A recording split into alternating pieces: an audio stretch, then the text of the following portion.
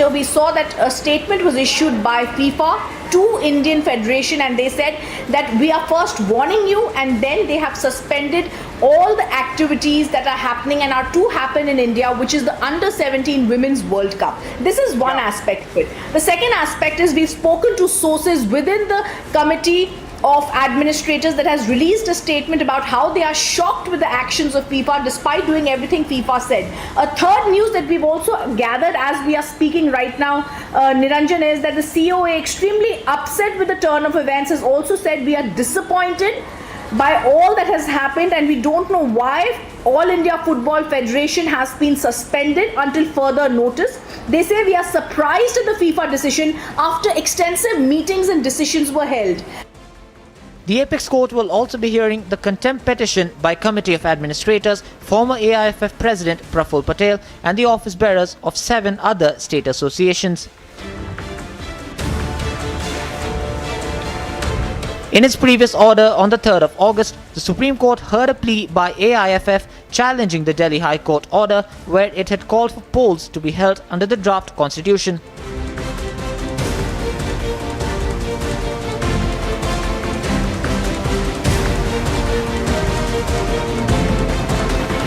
Supreme Court has taken numerous measures to clean up AIFF.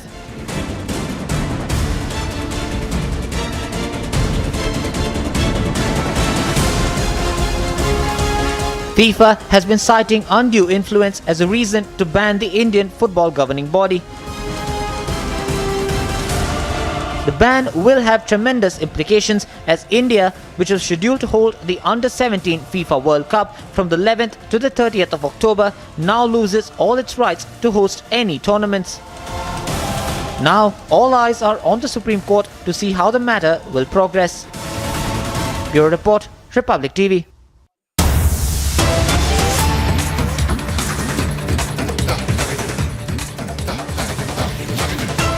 Tracking closely all the updates coming in as the storm is only growing with respect to the ban by the FIFA with respect to India hosting the games in October this year. Praful Patel's role, remember, is under lens even as the court hearing will take place today. Sandeep is reporting live from outside Praful Patel's residence. Sandeep, if you could tell us what can we expect in the hearing that is all set to take place in the top court today. See, it will be very much crucial to see whether the Supreme Court will be taking decisions in regards of demands of Government of India to appoint people from the former players, in fact, from Indian football leagues or Indian football team. Whether any decision of elections in regard of AIFF will be taken or not, because at this point of time, COA, the Committee of Administration, is in fact ruling AIFF and citing the same reason the FIFA have qualified India, and in fact AIFF and as well represent India in the international FIFA. All right, we'll have a slight trouble in connecting with Sandeep, but important hearing that is all set to take place in the Supreme Court today. So remember, several questions that are arising at this point is whether Praful Patel instigate FIFA, whether Praful Patel puts self before country is one of the few questions that are arising at this point, and if at all Praful Patel hurt Indian sport for self-interest. So the hearing that is all set to take place, remember, a lot is at stake, and this of course has come, the decision by the FIFA has come as a big embarrassment as well for India, as India will not be able to host the U17 Women's World Cup 2022.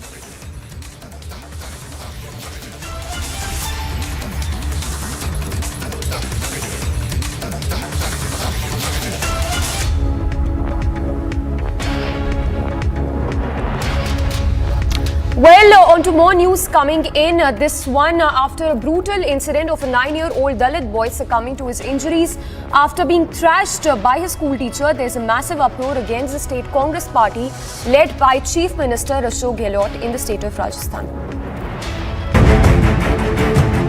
3 days ago, a 9-year-old Dalit boy, Indra Meghwal, lost his battle for life after being beaten by his school teacher. His crime? he touched a water filter used by the upper caste at his school in the Jalore district. While the teacher and key accused named Chail Singh has been arrested, there's a massive furor over the state Congress party over the killing on grounds of sheer caste-based discrimination. And in the latest setback to the party, 12 Congress councillors in the Rajasthan's Baran Municipal Council sent their resignation letters to Chief Minister Ashok Gehlot, expressing anguish over the atrocities against Dalits.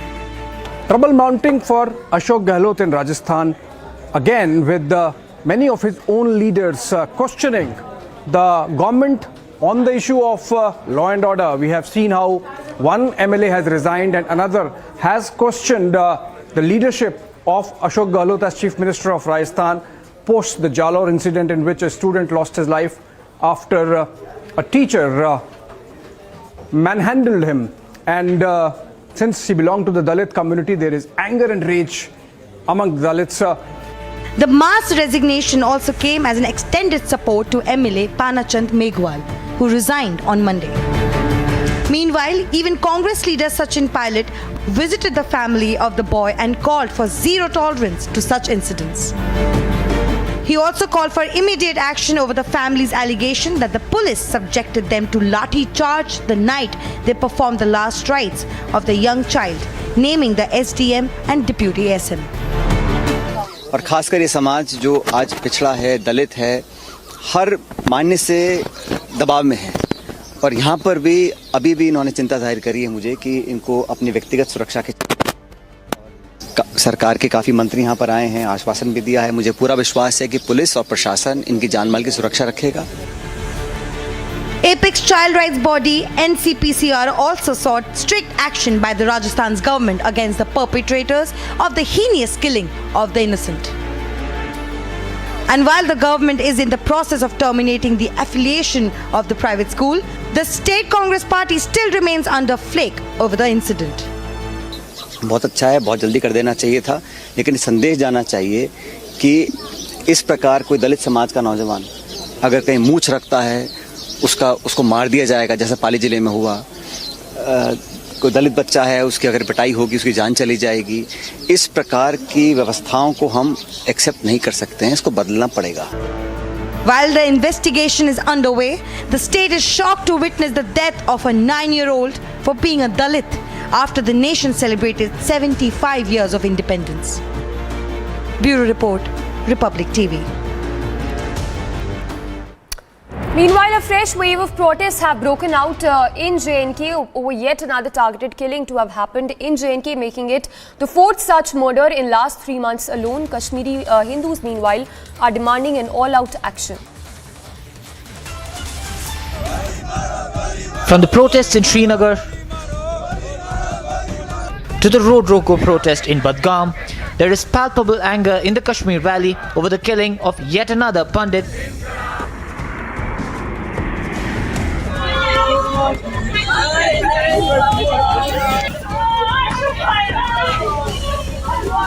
Sunil Kumar was shot dead by terrorists in an orchard in Shopian.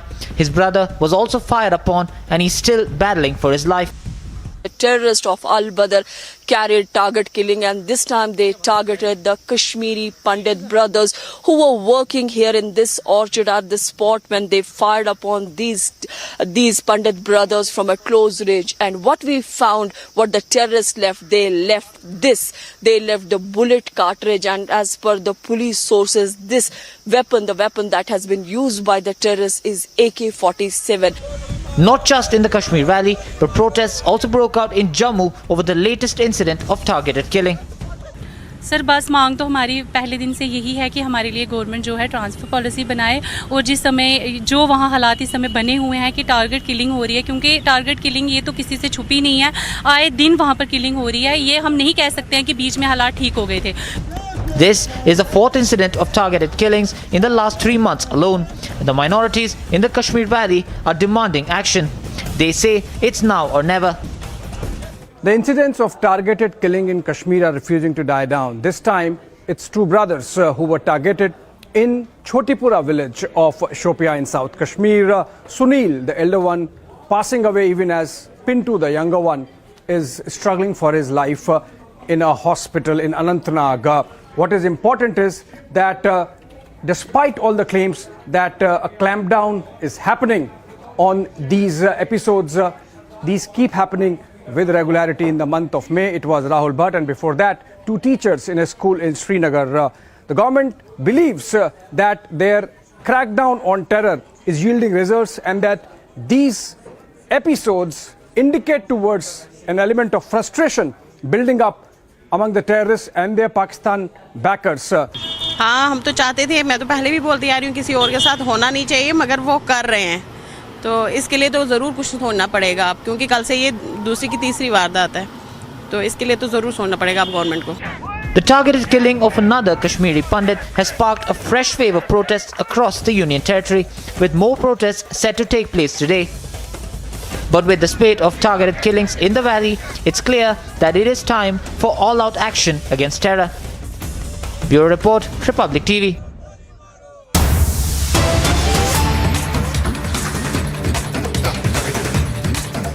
And breaking news coming in, a tragic incident that has been reported from Ahmednagar Pune highway in Pune. The incident, we are told, happened late last night, in which 5 members of a family lost their lives, whereas 1 was injured in a road accident that happened on the Ahmednagar Pune highway in the Pune district. In fact, the accident occurred after a car collided with a container coming from it looks like a bulldozer that was coming from the wrong side. So that's the news coming in, the visuals on your screens as well. Sandeep getting us at the details of this tragic incident coming to light. Sandeep, give us the updates you're picking up. So yes, 5 members from one family lost their lives.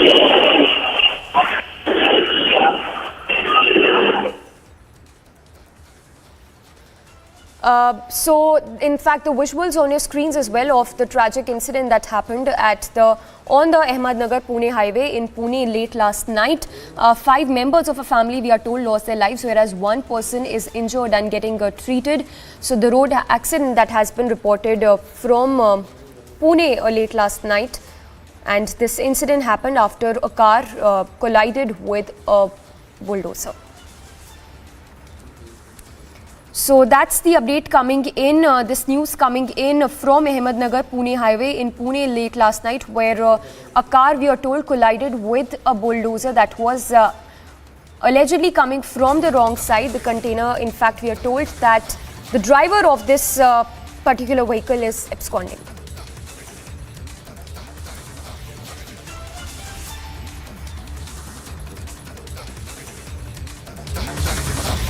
So that's the update coming in with regard to this news coming in, where 5 people lost their lives, whereas 1 person was injured in this car, in this accident that happened in Pune district.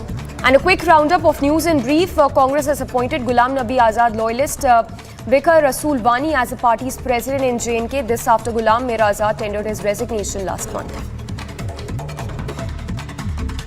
ये जिम्मेवारी दी गई, इंशाल्लाह कोशिश होगी मेरी कि उनकी उम्मीदों पे हम पूरा उतरे, स्टेट के लोगों की उम्मीदों पे हम पूरा उतरे, पार्टी के कार्यकर्ता जो हैं जिनको उम्मीदें होती हैं लीडरशिप पे, उस पे हम पूरा उतरे और पार्टी के लिए रात दिन कोशिश करेंगे, जी जान तोड़ेंगे, पूरा जान लगा देंगे पार्टी के लिए, लोगों के लिए. Trouble is only mounting for J&K Congress. 2 more Congress leaders, Chaudhry Muhammad Akram and Gulzar Ahmad Wani, have resigned from newly formed committees. This after Ghulam Nabi Azad's resignation from the campaign committee of J&K Congress shortly after his appointment. Azad camp says that they weren't taken into confidence while finalizing other committees.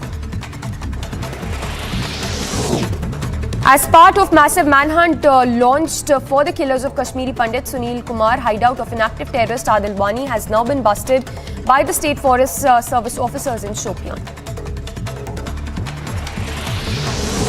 CBI to most likely question Anubrata Mondal's daughter Sukanya Mondal in connection with a cattle smuggling case. According to sources, it is highly likely that the interrogation may take place today itself, as a team has already been moved to Bolpur in midnight. In the cattle smuggling case, the CBI has come across important information pertaining to role of Anubrata and his daughter with regard to amassing of properties amounting to crores of rupees. Leading milk suppliers Amul and Mother Dairy will increase milk prices by 2 rupees per litre starting today on account of rising input costs. This is in fact the second consecutive hike by Amul and Mother Dairy in nearly 6 months.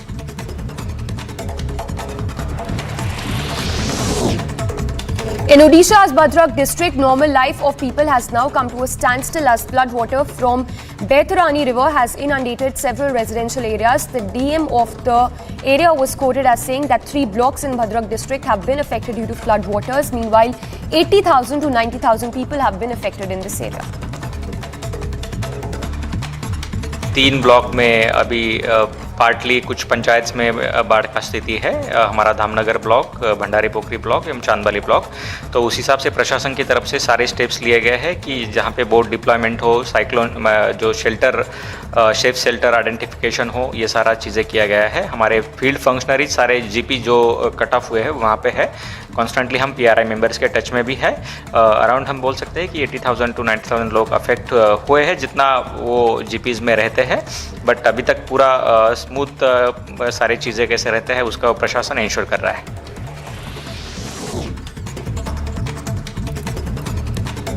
In Madhya Pradesh, flood-like situation is being seen in low-lying areas of Narmadapuram district. The Narmada river has been overflowing due to heavy rainfall.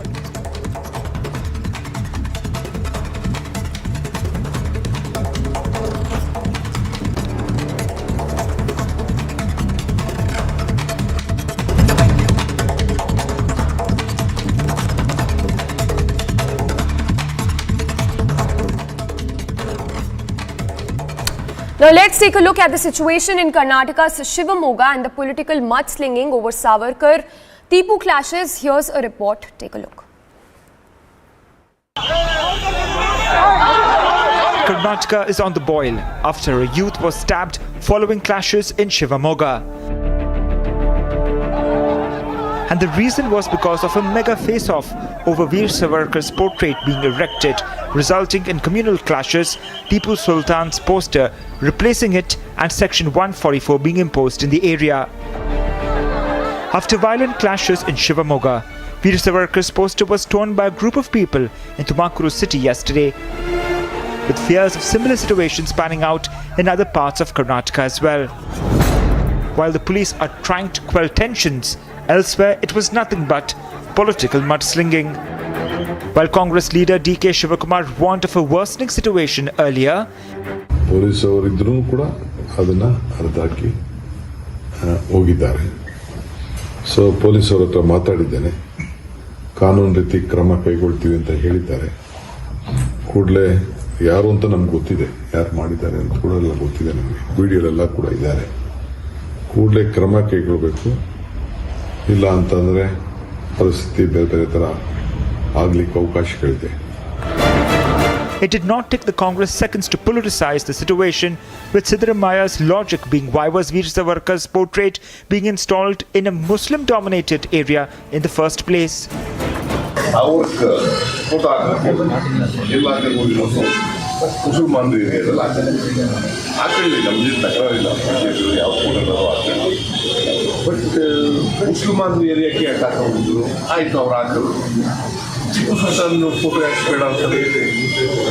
Siddaramaya's remark came in as a sharp attack to BJP leader KS Ishwarappa's comments.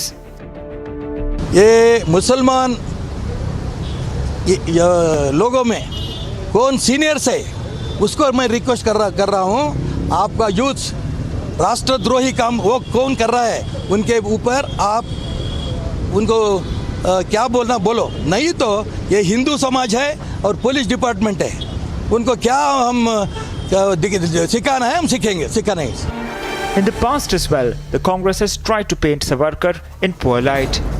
Bhajpa के पूर्वजों के देश तोड़ने के इरादे अभी रुके नहीं थे. 1937 में हिंदू महासभा का अध्यक्ष बनते ही सावरकर ने 2 राष्ट्र के अपने इरादे यानी विभाजन के अपने कुटिल इरादे जाहिर कर दिए.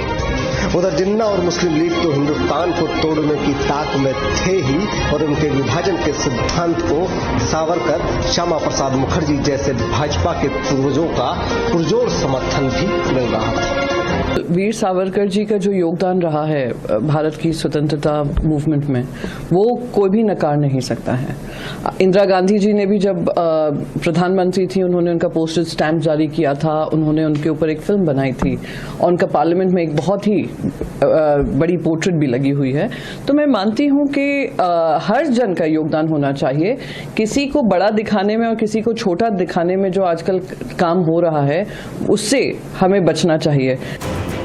While police are conducting flag marches to maintain law and order. 4 accused have been arrested in connection with the Shivamoga violence, while 2 have been remanded to police custody for 2 days. 2 others are expected to be produced in court today. Right now, it is situation is normal. After yesterday's incident, we have arrested all the 4 accused persons, and we are keeping a strict vigil, close vigil on the situation. And tonight also that will continue, and tomorrow also will continue. As political mudslinging continues, the big question is why incite, divide and polarize, celebrating the contribution of Veer Savarkar? Bureau Report, Republic TV.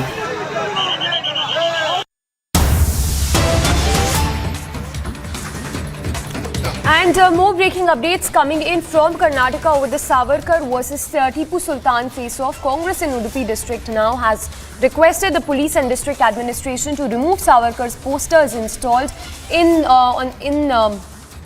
that were installed on the Independence Day. So face-off that has only intensified now, and the Congress seeking removal of the posters that were installed of VD Savarkar.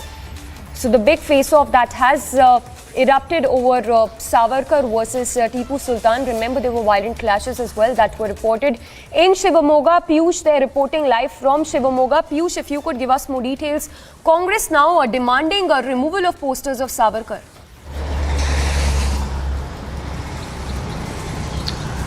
Well, absolutely, Samiksha, the face-off over the poster of Tipu Sultan and Veer Savarkar continues to take place in the state of Karnataka. What we are now learning is that now the Congress party has requested the administration there in Udupi to remove the posters of Veer Savarkar. Those were installed to celebrate the 75 years of independence. That's the demand which is now coming in from the Congress party. Remember that because of this face-off between the posters of Tipu Sultan and Veer Savarkar, we have seen how violence has taken place not only in Shivamoga but in different parts of Karnataka. Yesterday in Bhadravati also we were given to understand is that one Hindu activist was attacked because of this poster war only. If you talk about the Shivamoga incident, a person who was stabbed continues to be there inside the hospital. He is being treated. 4 people, in fact, yesterday were arrested by the police, and they have been sent to 2 days of police custody. The police is saying that there could be more people on this in this incident, and that is why they are extending their investigation. But we are seeing as to how the politics continues to take place on this entire issue. Now the Congress party is coming out and requesting to the administration there in Udupi to remove the posters of Veer Savarkar. Those were installed there in the district to mark the celebrations of Independence Day. Also yesterday, Siddaramaiah, top leader of the Congress party, had come out and made a statement on a Shivamoga incident where he had asked the government as to why to put the posters of Veer Savarkar in a Muslim-dominated area. Why not the poster of Tipu Sultan? So the politics continues to take place. The government is saying that it will ensure that no untoward incident takes place, and that is why Section 144 continues to be in place in the district Shivamoga. I am right now present here in Shivamoga, and let me try to show you pictures in and around me. You can see how there is a bit a relaxation given by the administration, and because of this relaxation, we are now seeing a good traffic movement here in the district. But Section 144 will be in place, and still, as we are speaking, the police has said that there should be complete ban on large gatherings. Traffic vehicular movements have been allowed to take place. Shops have also been allowed to open today, looking at the controlled situation. But police does not want to take any kind of chance, and that is why there is still a ban on large gatherings in the district. We'll have to wait and watch how things are further going to take place, or what is going to happen in coming few days. But police is of the view that so far the situation is under control. Yesterday we also saw the pictures coming in of the police officers and paramilitary forces taking out flag march in Shivamoga district. But on the other side, politics continues to take place where Congress continues to politicize, and now they have requested the administration there in Udupi to remove the posters of Veer Savarkar. Those were installed for Independence Day celebrations. Yes, Piyush, briefly, if you could also talk to us about more reactions coming in. We understand that DK Shivakumar has also responded and made some controversial remarks as well regarding this incident. If you could take us through the details. Well, yes, not only Siddaramaiah, but also another top leader of Congress party, DK Shivakumar, has also reacted on this and has slammed the government over the kind of incidents those are taking place not only in Shivamoga but also in Bhadravati, in Tumkur, in other parts of Karnataka. On the other side, BJP maintains that situation is now under control. But it started simmering. Samiksha, you would remember that that whole protest started simmering after the kind of advertisement which was released by the BJP government, where it had omitted the name of Jawaharlal Nehru, and the posters of Veer Savarkar were there in that particular advertisement of Har Ghar Tiranga. Since then, we saw how things started getting heated, started getting tensed in Karnataka. Also, if we talk about the incident which took place on August 14 in a mall, a poster was torn by SDPI activists in Shivamoga, and that poster was of Veer Savarkar. After that, the gathering took place here in Shivamoga, there Ahmed Mir roundabout, and then we saw clashes took place where a man was unfortunately stabbed. So politics on this entire issue continues to take place. Similar incidents have been reported from different parts of Karnataka. Congress party is now slamming the government, be it DK Shivakumar or Siddaramaiah. BJP continues to maintain that the situation is now under control, and BJP, we have seen since beginning eulogizing the achievements of Veer Savarkar, and we have seen how there has been politics going on the issue of Veer Savarkar and Tipu Sultan for the last many years, and this has been a central topic of politics here in the state of Karnataka, and now which has led to violence also taking place in Shivamoga, in Bhadravati, and also in other parts of Karnataka. We'll have to wait and watch how things are going to pan out in coming few days. But if we talk about Shivamoga's condition, it is right now under control. Situation is now under control. Police is saying that they have arrested 4 people. All of them have been sent to 2 days police custody, and the further investigation will take place in this entire case. Yes, Piyush, and yesterday we saw how the police was also the personnel who was seen conducting a flag march in Shivamoga. Is anything planned for today as well to prevent the situation, to ensure that the situation remains at ease and tension does not simmer in the area? Well, if you talk about the police's flag march, today it is going to take place in Bhadravati, and if we specifically talk about the incident took place in Bhadravati, a Hindu activist was yesterday attacked and he also faced serious injuries because of that particular attack, and this also took place because of the face-off over Tipu Sultan versus Veer Savarkar's posters there in Shivamoga and in other parts of Karnataka. What we are given to understand is that after yesterday's attack, the police had stepped up its vigil, and deployment was done there in many parts of Bhadravati. So today the flag march is also to be taken out in Bhadravati, which is very much near to Shivamoga, and that flag march is scheduled at 10:30. Most likely it will begin by 10:45, and that will once again be done to instill a sense of confidence, to instill a sense of security among the law keepers, among the people who follow law, and at the same time a message to the people who wants to take law in their hands. So that's why yesterday a flag march was taken out not once but twice. Yesterday in the morning at around 11, and then in the evening at 5 p.m. So police continues to maintain vigil, continues to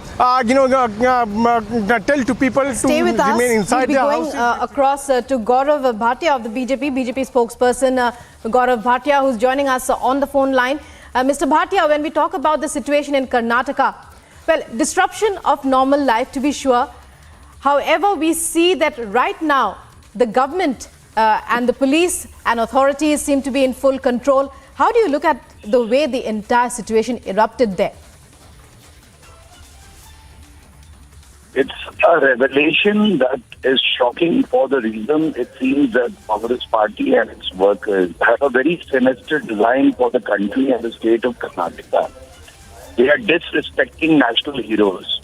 And in doing that, they are also taking away the right of every citizen to express their own opinion. Congress party has turned into a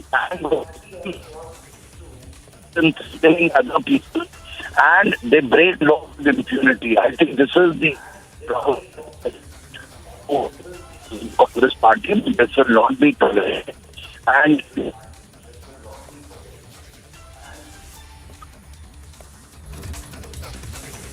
well, Mr. Gaurav Bhatia of the BJP, well, slamming the Congress and all those who have politicized the issue of just before these clashes. We had seen that it all started off with a poster face-off in Udupi. Our correspondent Piyush there on the ground covering the story.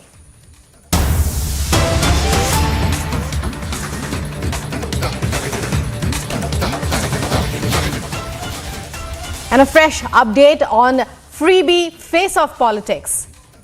DMK has moved an impleachment motion notice before the Supreme Court, asking to be made a respondent to a plea seeking that political parties be prohibited from promising freebies during election campaigns. DMK has also challenged the definition of freebies in its application. So reports coming in of the DMK stand on freebies. It has put in an application in the court in this regard, asking for a proper definition of freebies and much more. And it's an impleachment motion that is in the Supreme Court, filed by the DMK,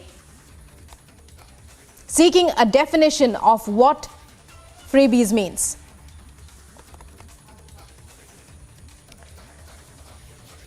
So the DMK moves the Supreme Court. This fresh updates on freebie face-off politics.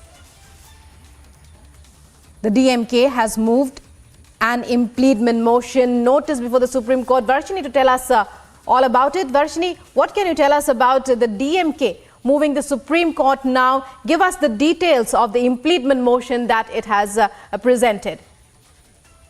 Well, the Dravida Munnetra Kazhagam party has now joined the Aam party in this fight for this freebies. They want to make a statement in this matter in the Supreme Court about these freebies. They say that freebies cannot be considered that are being given by the government as freebies. Rather, they are welfare schemes that are being taken to the front by the government of any state. Particularly in Tamil Nadu, there are various different schemes where a lot of such things are given for free for the people in the state. But these cannot be considered as freebies, is what the DMK is taking as a stand in this matter. They say that be it a very micro scheme or a macro scheme, it is going to be for the welfare of the people, and it should be considered only as a welfare scheme, rather calling it as a freebie. Therefore, the Dravida Munnetra Kazhagam tries to put a point here saying that this cannot be a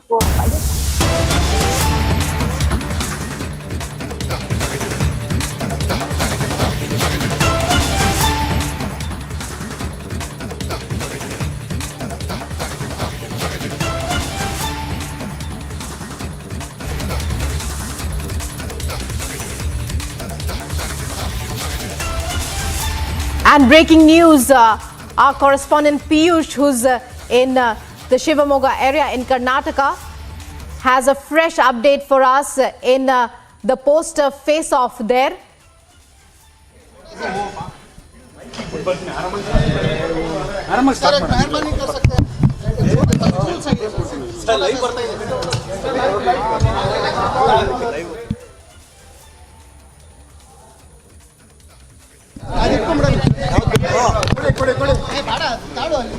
urgent ಮಾಡಬೇಡಿ ನಿಧಾನ ಮಾಡ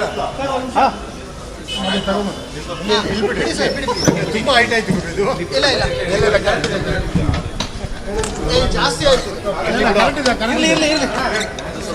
छोटा है क्या इसमें? छोटा छोटा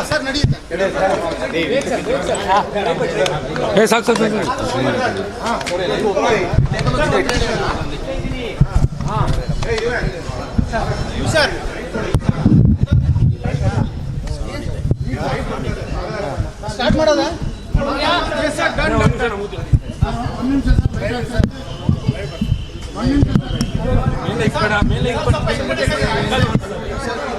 आएगा ही नहीं यार, क्या ऐसे रखा है?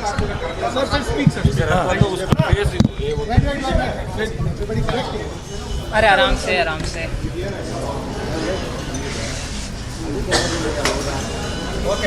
ये शिवमोगा का बीजेपी का प्रेसिडेंट जगदीश है और शिवमोगा भद्रावती नगराभिवृद्धि प्राधिकार का चेयरमैन श्रीयुत नागराज है।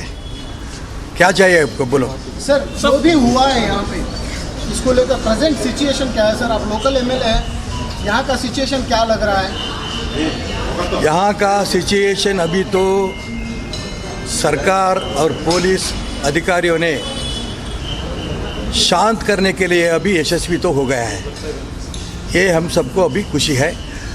कल तक स्कूल कॉलेजेस सभी उनको हॉलीडेज था, आज से वो भी शाला कॉलेज भी ओपन किया है। सर, लगातार आपके ऊपर एक इल्ज़ाम किया जा रहा है कि कांग्रेस की तरफ से और एसडीपीआई हो, पीएफआई हो, ऑर्गेनाइजेशन कह रहे हैं कि ईश्वरप्पा जी इस सारे चीज़ों के शुरू होने के मेन रीज़न है। सर स्टेटमेंट्स, उनके बयान, ये लगातार ऐसे ही इल्ज़ाम लगा रहे हैं। सर यही नहीं, श्रीमालू जी ने भी यही बात कही है। कौन कहे?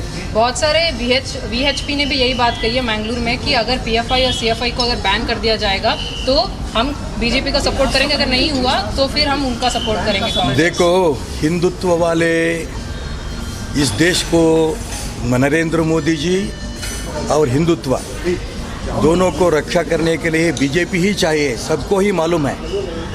ये तात्कालिक आक्रोश तो है।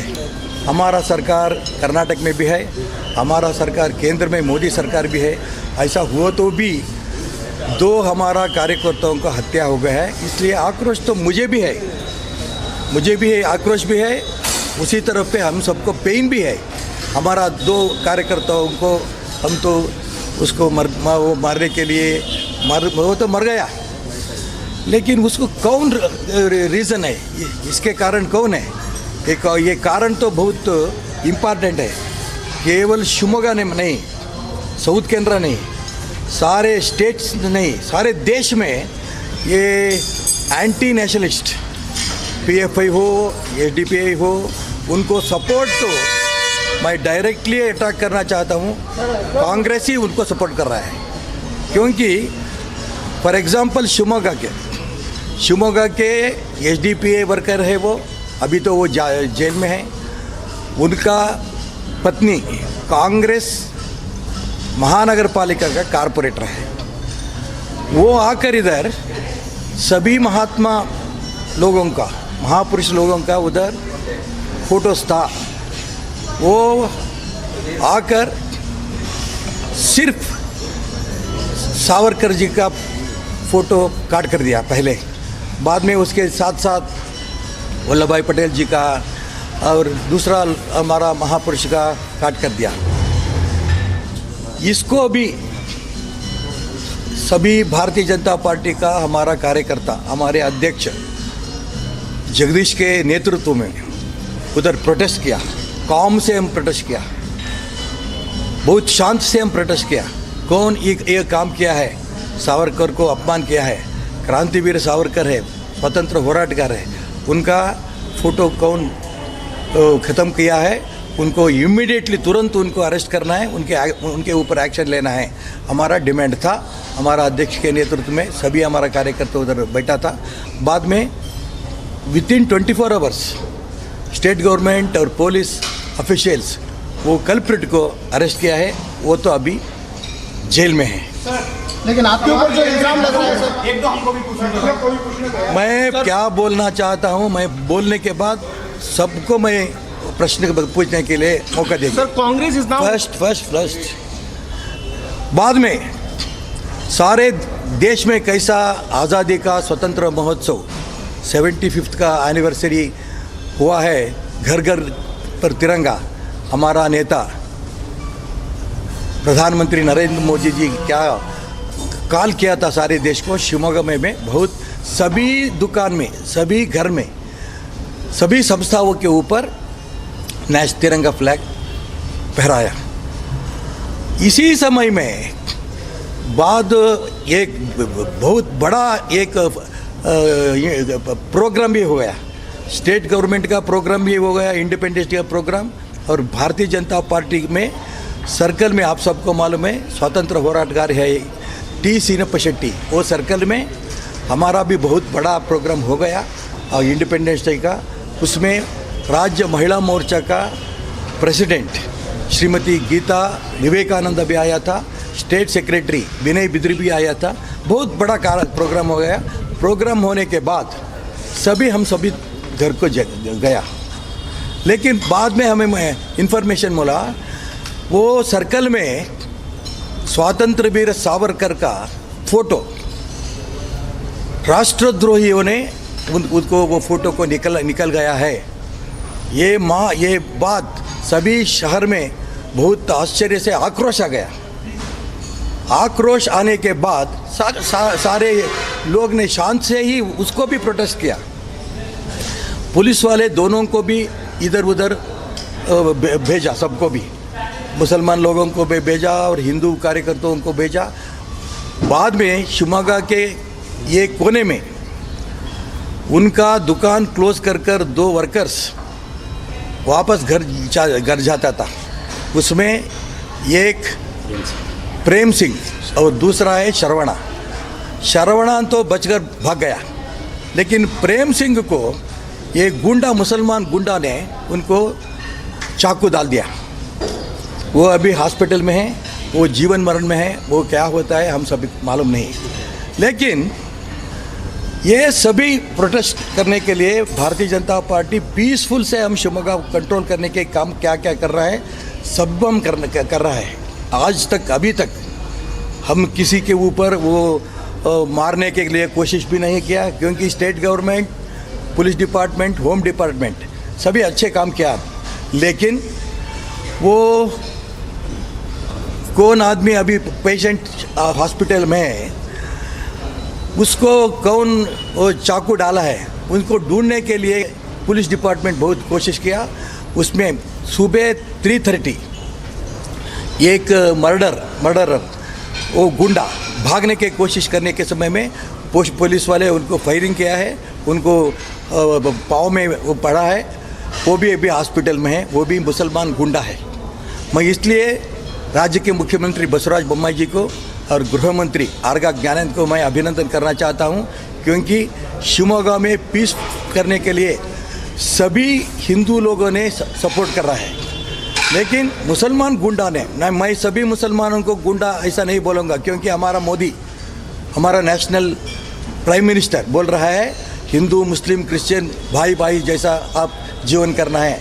इसलिए सभी मुसलमानों को मैं गुंडा नहीं बोलूँगा, लेकिन कौन हत्या करने के लिए कोशिश किया है सिर्फ वो मुसलमानों को मैं गुंडा बोलना चाहता हूँ।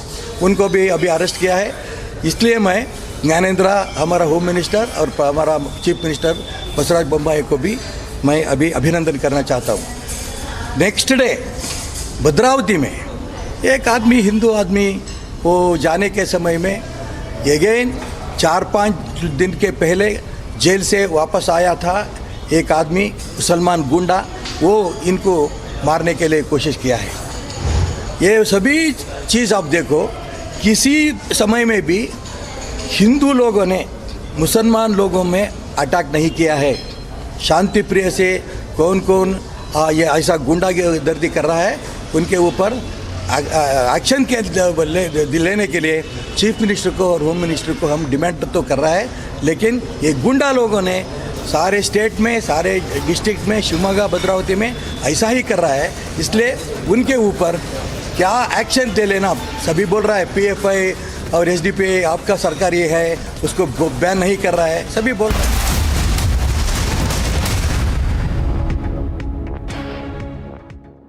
The Amity BBA has been ranked India's #1 BBA in the recently released Times of India B School 2022 rankings, a testimony to Amity BBA's globally benchmarked standards in education.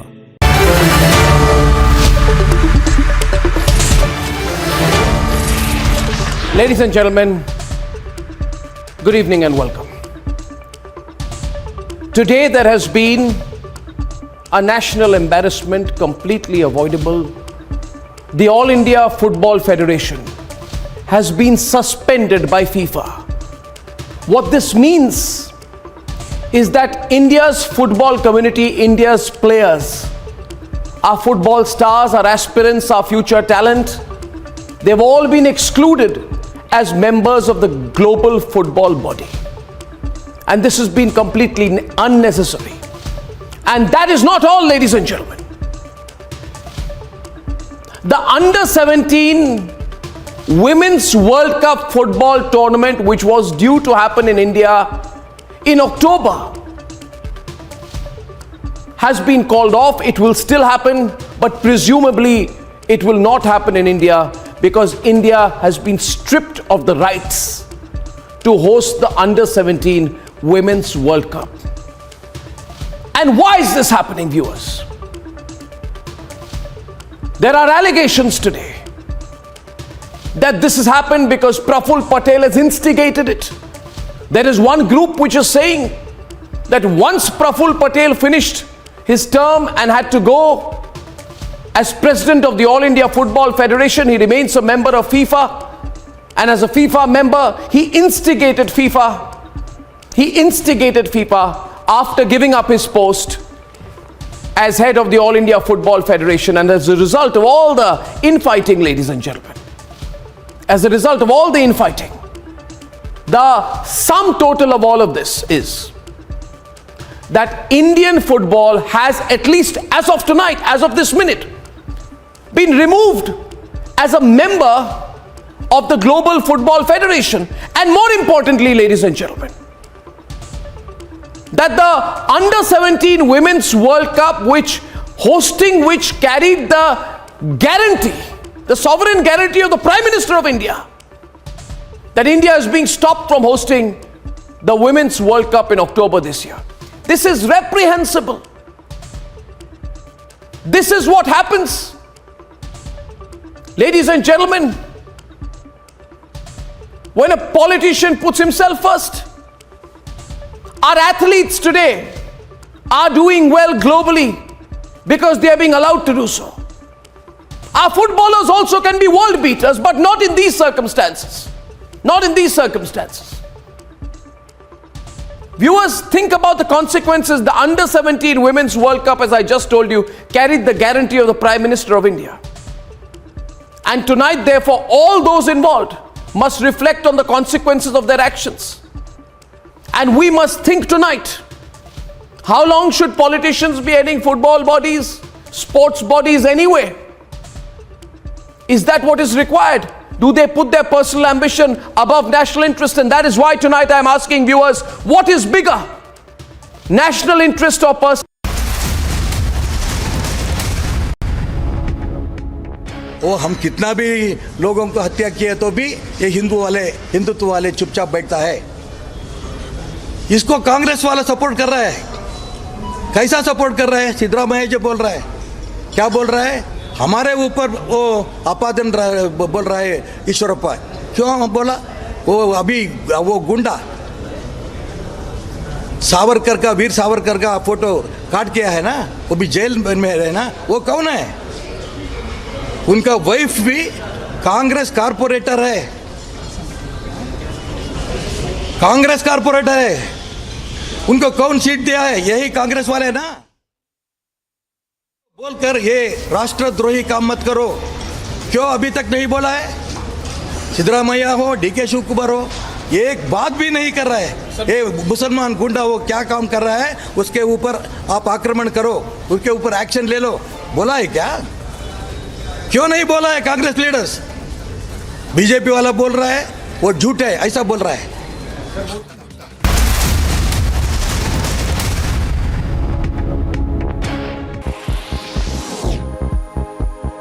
According to a statement by the European Commission, it said as several European countries endure high temperatures and a lack of rain, Europe could be facing its worst drought in 500 years. It also further stated that a definite answer for the same cannot be given at the moment. But according to current data presented, it looks like it might take a bad shape, even worse than 2018. As of now, the drought that the country is experiencing is affecting agriculture, forcing water restrictions and causing wildfires. United Nations spokesperson Stefan Dujarric announces Secretary General Antonio Guterres will be in leave to meet with Turkey's president. And the Ukrainian President Volodymyr Zelensky, the chief, is also scheduled to visit Odisha and Istanbul to see one of the ports involved in the Black Sea Grain Initiative and the Joint Coordination Center set up to implement it. Peru records the highest number of monkeypox patients in Latin America and the second highest in South America, according to Peru's Medical Association. Infectiologists in the country have begun to draw hypotheses to find the reasons for the rapid expansion of the virus. In Odisha's Bhadrak district, normal life of people has now come to a standstill as floodwater from Baitarani river has inundated several residential areas. The DM of the area was quoted as saying that 3 blocks in Bhadrak district have been affected due to floodwaters. Meanwhile, 80,000 to 90,000 people have been affected in this area. 3 block में अभी partly कुछ पंचायत में बाढ़ का स्थिति है। हमारा Dhamnagar block, Bhandari पोखरी block एवं चांदबाली ब्लॉक, तो उस हिसाब से प्रशासन की तरफ से सारे स्टेप्स लिए गए हैं कि जहां पे बोट डिप्लॉयमेंट हो, साइक्लोन जो शेल्टर सेफ शेल्टर आइडेंटिफिकेशन हो, ये सारा चीज़ें किया गया है। हमारे फील्ड फंक्शनरीज सारे जीपी जो कट ऑफ हुए हैं वहाँ पे है। कॉन्स्टेंटली हम PRI मेंबर्स के टच में भी है। अराउंड हम बोल सकते हैं कि 80,000 टू 90,000 सर, कांग्रेस का डिमांड ये उडुपी की बात हो रही है। कांग्रेस का डिमांड है कि वहाँ पोस्टर है वीर सावरकर का, उसको हटाया जाए। ये डिमांड है कांग्रेस का। उसको लेकर अगर नहीं हटाते तो प्रोटेस्ट करेंगे। इसलिए बोल रहा हूँ, कौन कौन इस देश में रहना चाहता है? ये माता का फूड लेता है, वो सभी हिंदुस्तान में रहने वाले वंदे मातरम बोलना ही होगा। हमारा सभी महापुरुषों को गौरव देना ही पड़ेगा। हम किधर हम चाहता है सभी जगह में हमारा महापुरुष का, वो वीर सावरकर का हो, डॉक्टर श्यामा प्रसाद मुखर्जी का हो, और हमारा सभी नेताओं का, सरदार वल्लभ भाई पटेल की सभी नेताओं का फोटो हम किधर चाहता है वो सभी जगह में रहता है। United Nations spokesperson Stefan Dujarric announces Secretary General Antonio Guterres will be in leave to meet with Turkey's president. And the Ukrainian President Volodymyr Zelensky, the chief, is also scheduled to visit Odisha and Istanbul to see one of the ports involved in the Black Sea Grain Initiative and the Joint Coordination Center set up to implement it. Peru records the highest number of monkeypox patients in Latin America and the second highest in South America, according to Peru's Medical Association. Infectiologists in the country have begun to draw hypotheses to find the reasons for the rapid expansion of the virus. In Odisha's Bhadrak district, normal life of people has now come to a standstill as floodwater from Baitarani river has inundated several residential areas. The DM of the area was quoted as saying that 3 blocks in Bhadrak district have been affected due to floodwaters. Meanwhile, 80,000 to 90,000 people have been affected in this area. 3 block में अभी partly कुछ पंचायत में बाढ़ का स्थिति है। हमारा Dhamnagar block, Bhandari पोखरी block एवं चांदबाली ब्लॉक, तो उस हिसाब से प्रशासन की तरफ से सारे स्टेप्स लिए गए हैं कि जहां पे बोट डिप्लॉयमेंट हो, साइक्लोन जो शेल्टर सेफ शेल्टर आइडेंटिफिकेशन हो, ये सारा चीज़ें किया गया है। हमारे फील्ड फंक्शनरीज सारे जीपी जो कट ऑफ हुए हैं वहाँ पे है। कॉन्स्टेंटली हम PRI मेंबर्स के टच में भी है। अराउंड हम बोल सकते हैं कि 80,000 टू 90,000 लोग अफेक्ट हुए हैं जितना वो GPs में रहते हैं। बट अभी तक पूरा स्मूथ सारी चीज़ें कैसे रहते हैं उसका प्रशासन इंश्योर कर रहा है। As part of massive manhunt launched for the killers of Kashmiri Pandit Sunil Kumar, hideout of an active terrorist Adil Wani has now been busted by the State Forest Service officers in Shopian. CBI to most likely question Anubrata Mondal's daughter Sukanya Mondal in connection with a cattle smuggling case. According to sources, it is highly likely that the interrogation may take place today itself, as a team has already been moved to Bolpur in midnight. In the cattle smuggling case, the CBI has come across important information pertaining to role of Anubrata and his daughter with regard to amassing of properties amounting to crores of rupees. भी है, हिंदू भी है, Christian भी है। ये सिद्धरामैया ये समझा है हिंदुस्तान पाकिस्तान जैसे समझा है हो, उधर मुसलमान लोग ज़्यादा रहा होगा, उधर वो चुनाव करने के लिए सोच रहा है, मुझे मालूम नहीं। पाकिस्तान में वो चुनाव करो, लेकिन ये हिंदुस्तान है, हिंदुस्तान में मुसलमानों का उसी धर्म लोगों का एक इंच भी भूमि उनका नहीं है, सारे हिंदुस्तान वाला का है, हिंदुस्तान में जगह है। सर गणपति उत्सव भी है।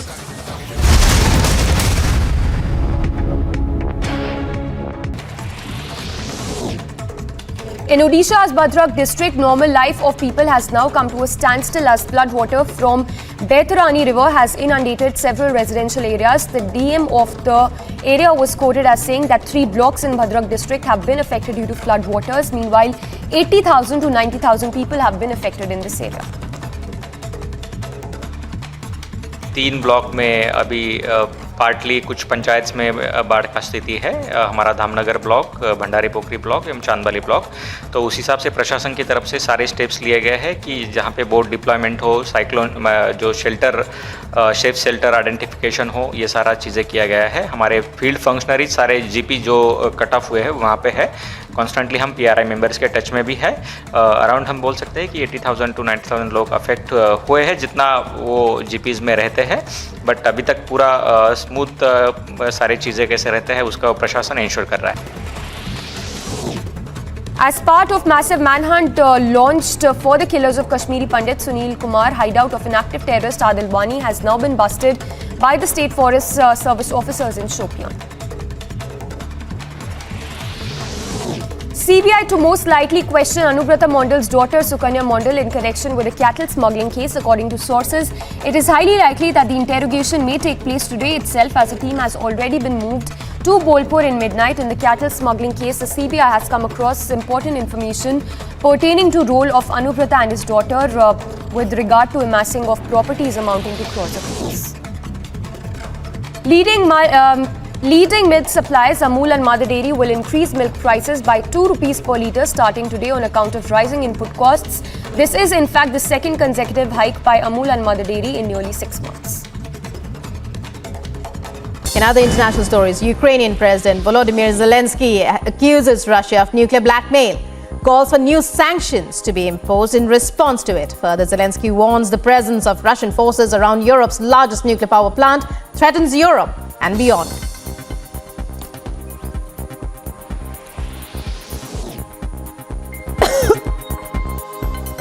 Army 2022 exhibition, Russia unveils a military robot with an attached rocket launcher. Robot is a 4-legged machine dubbed with M81, advertised as a combat unit capable of striking targets and transporting ammunition. According to sources, the robot was later found to have striking similarities to a Chinese model available for purchase at an online shopping site.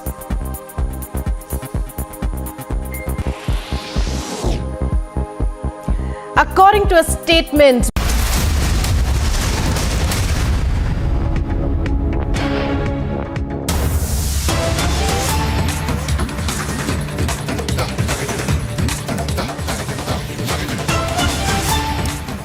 thanks for tuning in this morning. We are live and breaking, and I'm Samiksha Srivastava. Straight away starting with breaking news coming in from Karnataka and particularly from Shivamoga, where top BJP leader Ishwarappa just a short while back visited Shivamoga. Remember a massive charge that has also been made by him with regards to alleging the SDPI and PFI role for instigating tensions in the area. So Ishwarappa's controversial comment in Shivamoga saying that respect heroes if you want to stay in India, and that Akhand Bharat soon is also what he has said. So, lot of remarks, statements that have been made by Ishwarappa while on his visit to while he visited Shivamoga. Even as tensions continue to simmer in the area, we have Ishwarappa who just visited Shivamoga and said that there could be he also alleged a PFI and SDPI role. Saying that Congress openly instigated tensions and violence in the area. So Ishwarappa there making a big charge. We'll go across to Piyush as well, who's getting us the live updates from Shivamoga as we speak. Remember, tensions have been brewing in not just Shivamoga but in Udupi as well, where the Congress has demanded removal of Savarkar posters, and now Ishwarappa visiting Shivamoga and saying that alleging a SDPI and PFI role with regard to the tensions that erupted in the area. We'll go across to Piyush in just a bit, but remember Section 144 continues to remain imposed in the area. In fact, security has also been beefed up, and Ishwarappa there while visited Shivamoga just a short while back. He is in Shivamoga as we speak, saying that Congress instigated tensions in the area. So controversial remark that has been made by Shivamoga at this point, saying that the arrested man's wife is a Congress leader. So remember, 4 arrests have been made in connection to the Shivamoga violence that broke out, and Ishwarappa saying that the arrested man's wife has a connection with the Congress. So BJP they're saying that Congress openly planned and instigated violence in Shivamoga, and also going on to add that icons need to be respected if you want to stay here. Let's once again listen into that soundbite of Ishwarappa, the reaction he gave just a short while back. अब sir Udupi में Brahmagiri sector पर भी एक poster लगा है, उसको लेकर कांग्रेस कहती है आंदोलन करेंगे, क्योंकि उसके अंदर में करो आप क्या कर सकते हैं? अभी तो बहुत किया है उडुपी में। क्यों 32 मर्डर सिद्धरामैया पीरियड में हुआ, वो चीफ मिनिस्टर था। कितना मुसलमान गुंडाओं को अरेस्ट किया है? 32 हिंदू वर्कर्स। आक्रोश तो हमारे वर्कर्स को क्यों है, हिंदुत्व वाले को क्यों है? वो कांग्रेस वाला तो मर्डर के सपोर्ट किया। 32 1 मिनट प्लीज। 32 मर्डर्स वो किया है सिद्धरामैया का पीरियड में। बीजेपी सरकार है, यही समय भी 2 मर्डर क्यों हो रहा है? ये आक्रोश है, मुझे भी आक्रोश है। इसलिए हमारा आक्रोश हम शांति से प्रकट कर रहा है। सरकार है, होम डिपार्टमेंट है, पुलिस है, इसलिए शांति से रहो। हमारा सभी वर्कर्स को बोल रहा है। कितना समय वो आक्रोश कंट्रोल कर सकता है? सर एनआईए का एक रिपोर्ट आया है, कांग्रेस का डिमांड, ये उडुपी की बात हो रही है, कांग्रेस का डिमांड है कि वहाँ पोस्टर है वीर सावरकर का, उसको हटाया जाए। ये डिमांड है कांग्रेस को, उसको लेकर नहीं हटा क्या प्रोटेस्ट करेंगे? इसलिए बोल रहा हूँ, कौन कौन इस देश में रहना चाहता है? ये माता का फूड लेता है, वो सभी हिंदुस्तान में रहने वाले वंदे मातरम बोलना ही होगा। हमारा सभी महापुरुषों को गौरव देना ही पड़ेगा। हम किधर हम चाहता है, सभी जगह में हमारा महापुरुष का, वो वीर सावरकर का हो, डॉक्टर श्यामा प्रसाद मुखर्जी का हो, और हमारा सभी नेताओं का, सरदार वल्लभ भाई पटेल की सभी नेताओं का फोटो हम किधर चाहता है, वो सभी जगह में रहता है। हम चिन्ह का फोटो नहीं डालेंगे, राष्ट्रद्रोहियों का फोटोस नहीं डालेंगे। टीपू सुल्तान वो राष्ट्रद्रोही, उनका ही हम नहीं रहेंगे।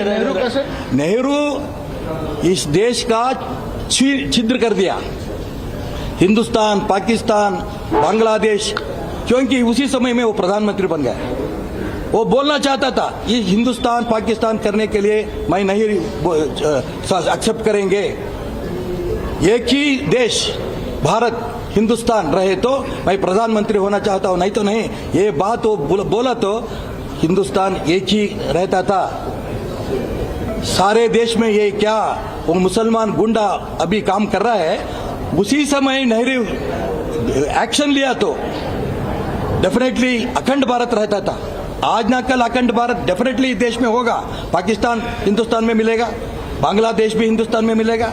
लेकिन ऐसा राष्ट्रद्रोहियों को, गुंडाओं को कांग्रेस कितना समय तक सपोर्ट करेगा, कांग्रेस निर्नाम हो रहा है। अभी तो सारे देश में कांग्रेस नहीं, सिर्फ कर्नाटक में तो उसका ये आ रहा है। सर, दो चीजें हैं, कांग्रेस लगातार कह रही है कि ये सारे चीजों के बुनियादी आपसे स्टार्ट होती है, आपने भड़का रहे हैं। दूसरी चीज है, एनआईए का एक रिपोर्ट आया है, वो कहता है कि मंगलूर का जो डेथ हुआ, मर्डर हुआ। In fact, we're just going across live to Piyush, where Mr. Ishwarappa is there, top BJP leader. Mr. Ishwarappa is there. We'll just go across to him. Ishwarappa avare namaskara. Namaskara. This is Niranjan here. ನಮಸ್ಕಾರ, ಬೋಲಿಯೇ ಸಾಬ್, ಬೋಲಿಯೇ. ಇವಾಗ ನೀವು ಏನು ಹೇಳಿದ್ರಿ, ನಾನು ನಾನು ಇಂಗ್ಲೀಷಲ್ಲಿ ಕೇಳ್ತೀನಿ, ಹಿಂದಿಯಲ್ಲಿ ನೀವು ಹಿಂದಿಯಲ್ಲಿ ಹೇಳಿ, ನೀವು ಇಂಗ್ಲೀಷಲ್ಲಿ ಕೇಳ್ತೀನಿ. Mr. Ishwarappa, you just made a whole lot of charges. Now you made a whole lot of charges, Mr. Ishwarappa. You said, आपने बोला कि कांग्रेस का हाथ है इसमें. आप कैसे बोल रहे हैं? आपके पास कुछ प्रूफ है इसके बारे में?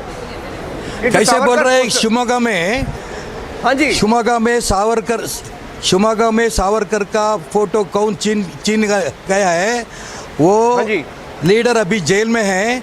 उनका वाइफ भी शिवमोगा कारपोरेशन का मेंबर है, कारपोरेटर है. उनका पति ही है, अभी जेल में है. इसका पति को वो पत्नी कांग्रेस वाले है, पति क्या है, एसडीपी है. ये कांग्रेस और एसडीपी दोनों मिलाकर सावरकर का ये प्रोग्राम किया है. उसको हम खंडन कर रहा है.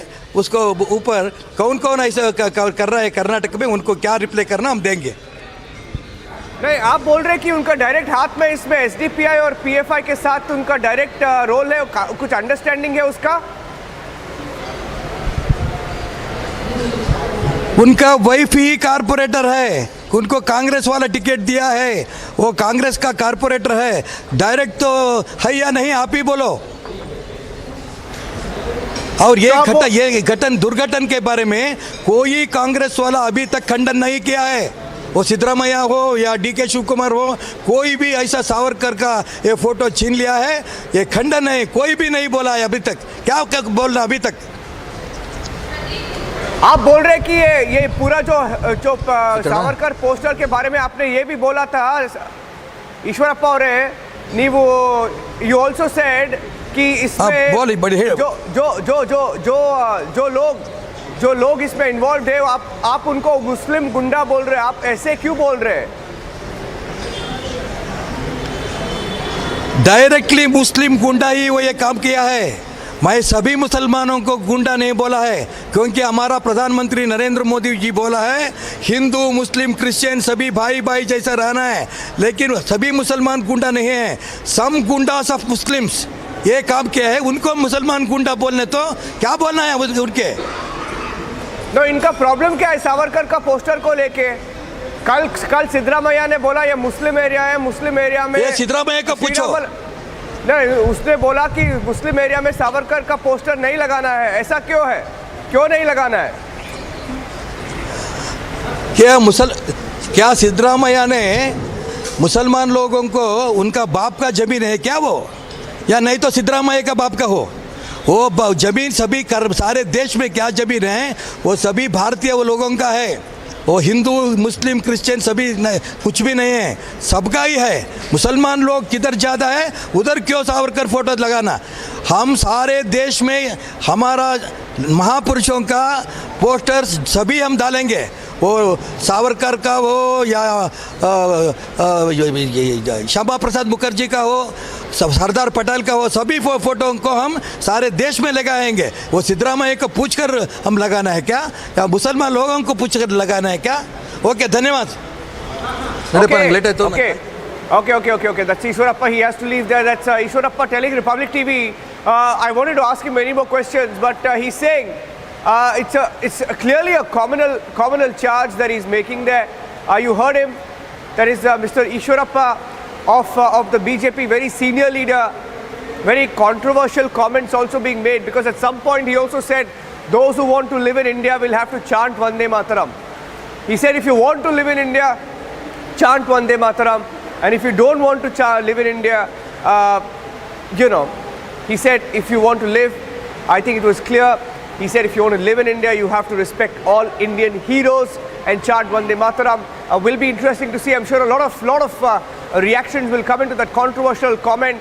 He also spoke about Akhand Bharat, saying soon Pakistan and Bangladesh will be a part of Akhand Bharat. Now, these are comments that are bound to get some responses in a short while from now. Let's once again play out that soundbite of what he just said. This is what Ishwarappa, BJP leader, went to Shivamoga, to the location where the Savarkar poster. Let me go across to Piyush as well. If Piyush is live with us, we'll go across to him.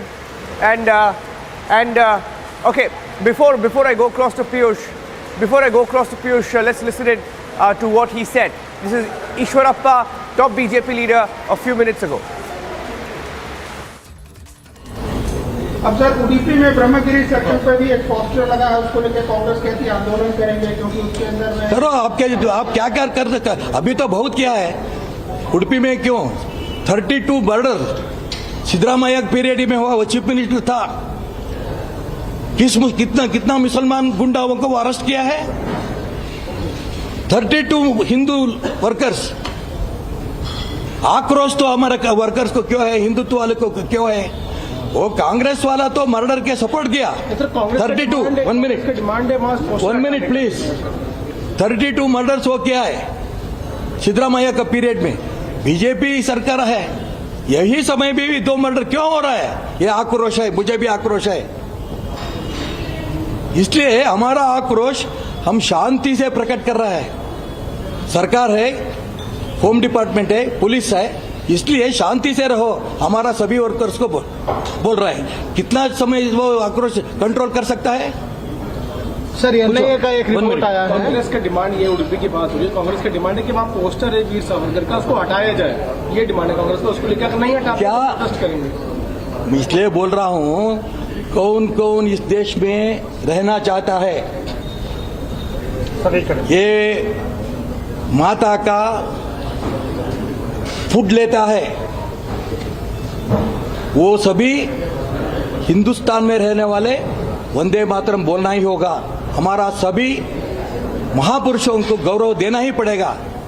हम किधर हम चाहता है, सभी जगह में हमारा महापुरुष का, वो वीर सावरकर का हो, डॉक्टर श्यामा प्रसाद मुखर्जी का हो, और हमारा सभी नेताओं का, सरदार वल्लभ भाई पटेल की सभी नेताओं का फोटो हम किधर चाहता है, वो सभी जगह में रहता है। हम चिन्ह का फोटो नहीं डालेंगे, राष्ट्रद्रोहियों का फोटोस नहीं डालेंगे। टीपू सुल्तान वो राष्ट्रद्रोही, उनका ही हम नहीं रहेंगे।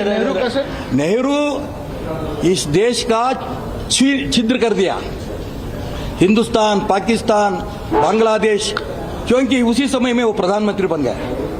वो बोलना चाहता था ये हिंदुस्तान पाकिस्तान करने के लिए मैं नहीं एक्सेप्ट करेंगे। एक ही देश भारत हिंदुस्तान रहे तो मैं प्रधानमंत्री होना चाहता हूं, नहीं तो नहीं। ये बात वो बोला तो हिंदुस्तान एक ही रहता था। सारे देश में ये क्या वो मुसलमान गुंडा अभी काम कर रहा है, उसी समय नेहरू एक्शन लिया तो डेफिनेटली अखंड भारत रहता था। आज ना कल अखंड भारत डेफिनेटली देश में होगा। पाकिस्तान हिंदुस्तान में मिलेगा, बांग्लादेश भी हिंदुस्तान में मिलेगा। लेकिन ऐसा राष्ट्रद्रोहियों को, गुंडाओं को कांग्रेस कितना समय तक सपोर्ट करेगा?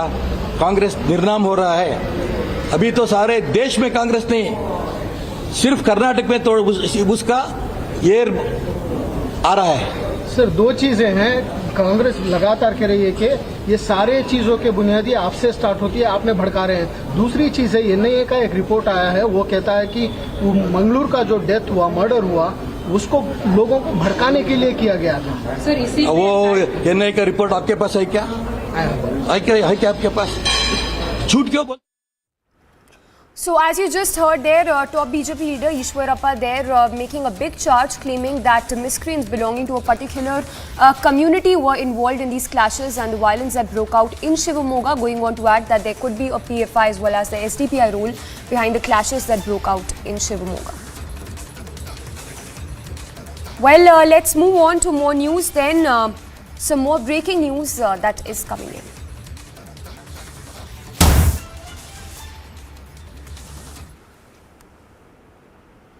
Well, before that, we have visuals of the wreath-laying ceremony, which is underway as we speak, of the ITBP Jawans who were martyred in an accident that happened yesterday. In the visuals, you can see the wreath-laying ceremony that is being given for the ITBP personnel who lost their lives in the tragic accident that happened in JNK after the bus fell into a gorge in JNK. Remember, 7 ITBP Jawans lost their lives in this tragic accident that happened in Pahalgam area of JNK, where the bus was carrying 37 ITBP personnel and 2 policemen on its way to the police control room, where 7 personnel lost their lives in this tragic accident.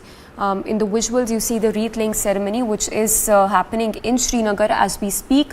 So the tributes and the respects being paid to the ITBP Jawans who lost their lives in this accident. We also have Zeenath reporting live. Zeenath, if I can come across to you, talk to us about these ITBP Jawans. Of course, a very, very unfortunate incident to have happened. If you could talk to us more about these ITBP Jawans and that tragic incident that happened yesterday. See, these were the Jawans. They were going from Chandanwadi to Pahalgam when the vehicle skid off from the road and it fell into a gorge. We have been seeing the SDRF and other rescue teams were rushed to the spot. But unfortunately, some 7 soldiers of ITBP lost their life in the tragic incident, and the ones who have been critically injured, out of which 7 are still critical at the 92 base hospital. Yesterday, LG Manoj Sinha also visited the injured soldiers at the army hospital in Srinagar. We are beaming the visuals of the wreath-laying ceremony that is being done here in the Srinagar to pay tributes to the fallen soldiers. This is an incident that took place yesterday in the South Kashmir's Anantnag district. The area where this happened was Chandanwadi, where they were travelling from Chandanwadi towards Pahalgam when this unfortunate incident was reported yesterday in the morning.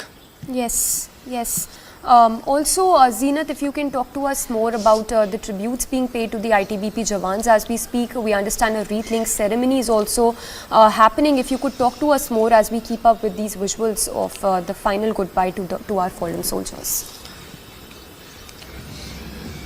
See, the visuals that we are beaming shows the final goodbye to the soldiers of ITBP who lost their life in a tragic road accident yesterday. The visuals are from the Srinagar's DPL, where the rich tributes are being paid to the fallen soldiers who lost their life, and from here their dead bodies will be flown to their respective place, and then accordingly the bodies will be handed over to the loved ones. This is a very tragic incident that took place yesterday in Anantnag of South Kashmir, as this bus was travelling from Chandanwadi to Pahalgam when it skid off from the road.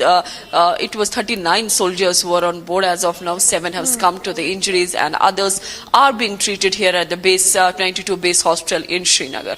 Yes. Zeenath, stay with us. We also have Colonel Rohit Dev joining us. Colonel, of course, a very unfortunate incident, and while we speak, 7, of course, Jawans lost their lives. We understand that several others are still battling for their lives. They are undergoing treatment at the base camp. If I can get your response and this as the final respects are being paid to our martyrs.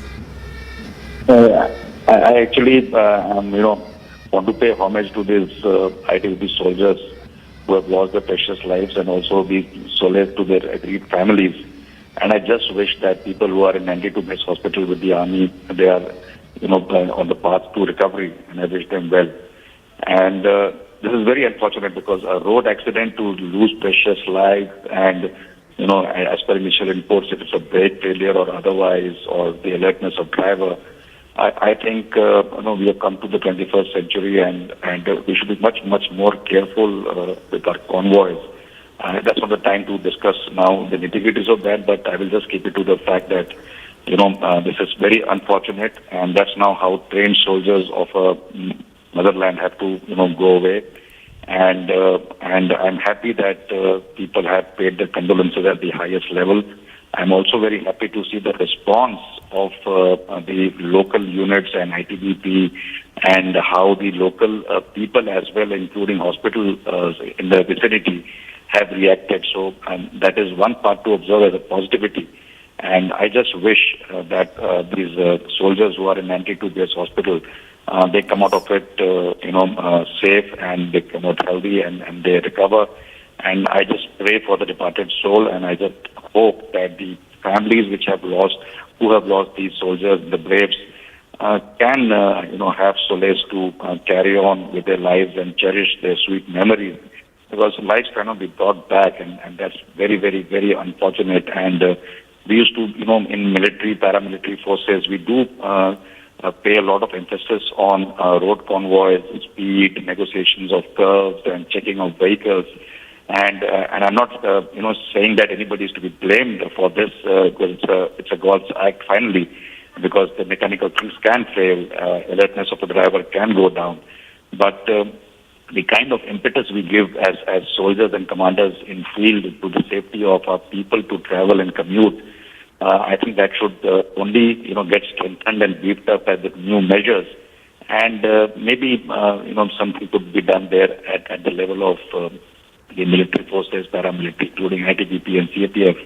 And we must ensure that these accidents don't happen like this. It's very sad to lose precious lives, trained lives, soldiers who are committed to our motherland in a way of a road accident. And that's the best, it's avoided. Should have the seat belts on, should have everything to do with safety. I think that's only the way forward. I cannot say much actually, because I'm loss of words here. But I do, hope that the departed soul find peace and the families find solace and the troops who are in the hospital recover fast.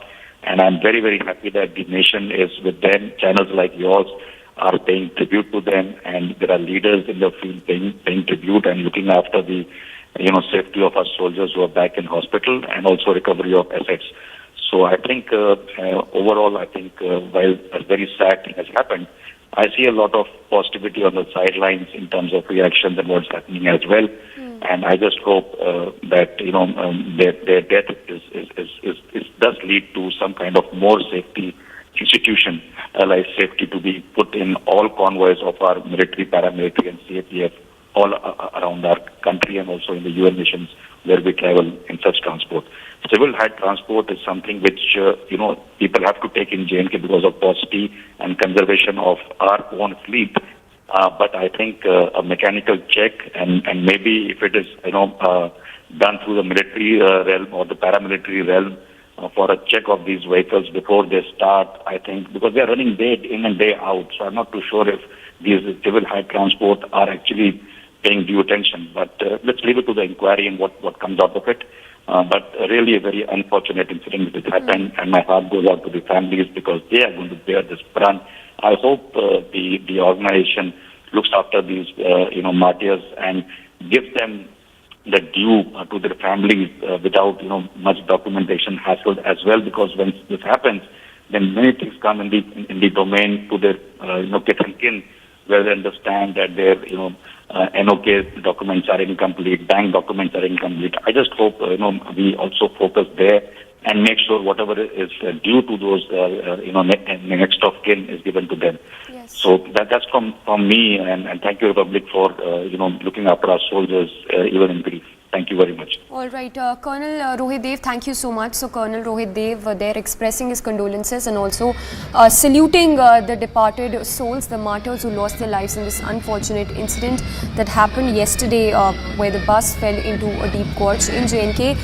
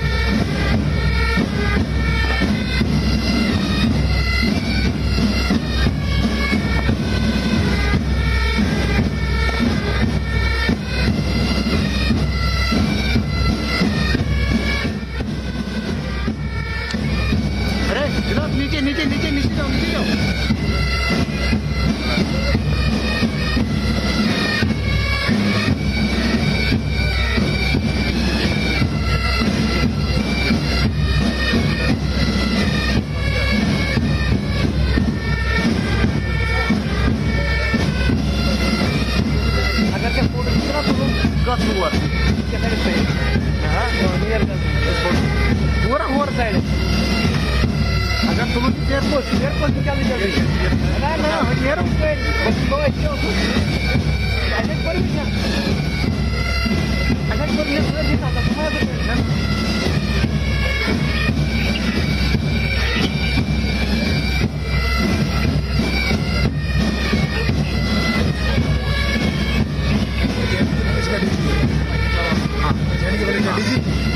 वाला पुराने वाला जो नहीं पुराने वाला है NDRF में है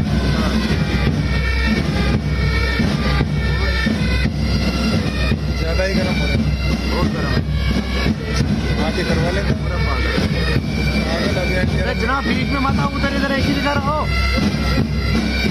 आर्मी है भाई नहीं मानती आर्मी का आर्मी जब हम इनके पास जाते हैं वहाँ ये हिलने नहीं उधर नहीं जा रहा यहाँ पे 8-6 लाख पड़ी है कोई जुमा कल नहीं है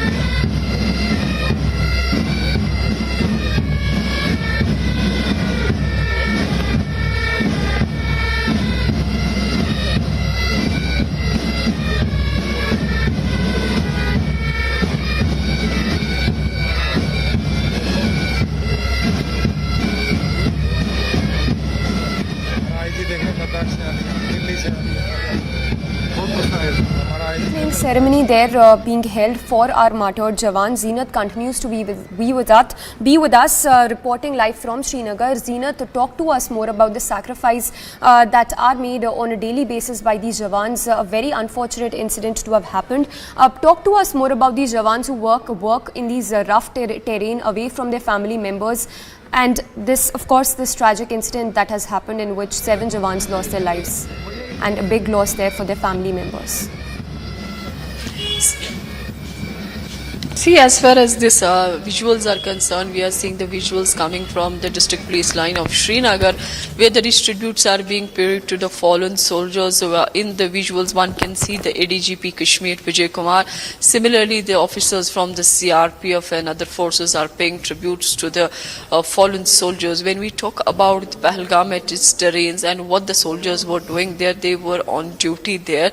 They were traveling from the Chandanwadi to the Pahalgam. You see, Pahalgam has been quite busy for the last 2 months or so because of the Amarnath Yatra, which just concluded on Monday before a day of on Raksha Bandhan. That Yatra was concluded. In this Yatra, more than 3 lakh Yatris pays visit, and the soldiers from the Army, ITBP, BSF, CRPF, JNKP are always the part of the Yatra to conduct not only the Yatra but to see the situation and also see the safety and security of the Yatris. So ITBP was the part of the Amarnath Yatra, and yesterday they were being de-inducted. And when they were on their way from Chandanwadi to Pahalgam, we have seen the help coming from the rescue teams of JNK Police, BSF, similarly the CRPF and other people chipped in so that the soldiers who lost their life, their bodies are retrieved, and similarly the ones who are injured, they are being given the first-hand treatment, the first aid immediately as soon as possible. In fact, the army also played a great role by airlifting all these soldiers from that very terrain. They were shifted to 92 base hospital Srinagar, and where they are being treated. In fact, we witnessed the LG Manoj Sinha paying a visit to the injured soldiers. He met the soldiers and also took information from the doctors treating these injured soldiers. He was accompanied by DGP JNK Police Dilbag Singh. He was accompanied by ADGP Kashmir Vijay Kumar, and all other officers were there yesterday in Badami Bagh Hospital, the base camp hospital. In fact, this hospital has witnessed, is seen as the Angels Hospital. Whosoever comes there, he gets better treatment. So that is why seeing the better medical facilities at the base camp hospital of 92 in Srinagar. They were airlifted from Pahalgam to Srinagar, and since then yesterday they are being treated. But doctors there have been maintaining the soldiers who have been admitted in the hospital. 7 of them are still critical. They have not been able to make much improvement as far as their medical conditions is concerned. This incident happened yesterday around 10 o'clock when the bus falls into the gorge when it was traveling from Chandanwadi to Pahalgam.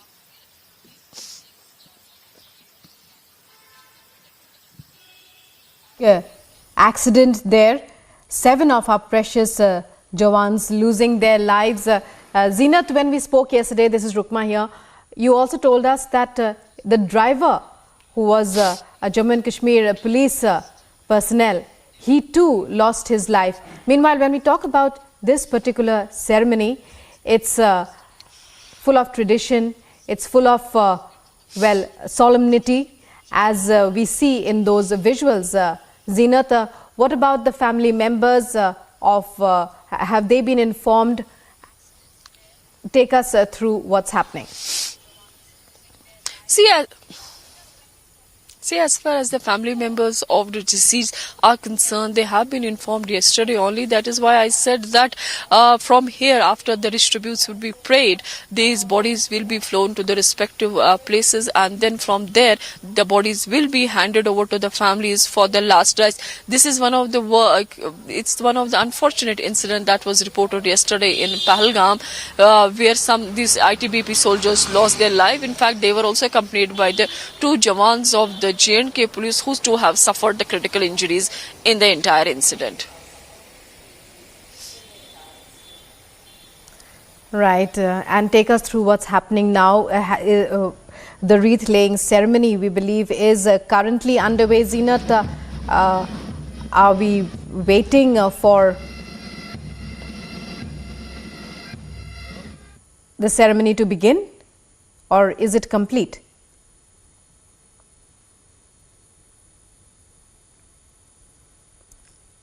Over in some time from now, because almost all the officers who have to pay their tributes have already paid tributes, because most of the officers, the top cops of the J&K police and similarly the CRPF and other forces have paid their condolences, the tributes, the respect to the fallen soldiers. Their bodies are lying at the district police line Srinagar, and from here they will be flown to the respective places, and then from there for the last rites the bodies will be handed over to the families.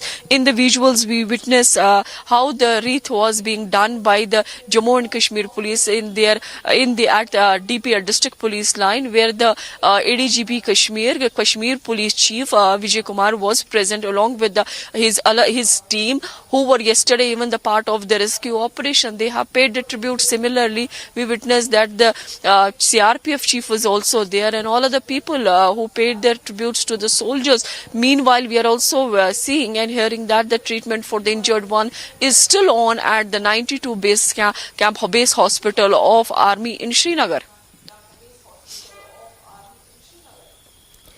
And viewers, as Zeenat's been telling us, this is the wreath laying ceremony. Most of the top officials of the Jammu and Kashmir police as well as ITBP have performed the ceremony, have paid their tributes.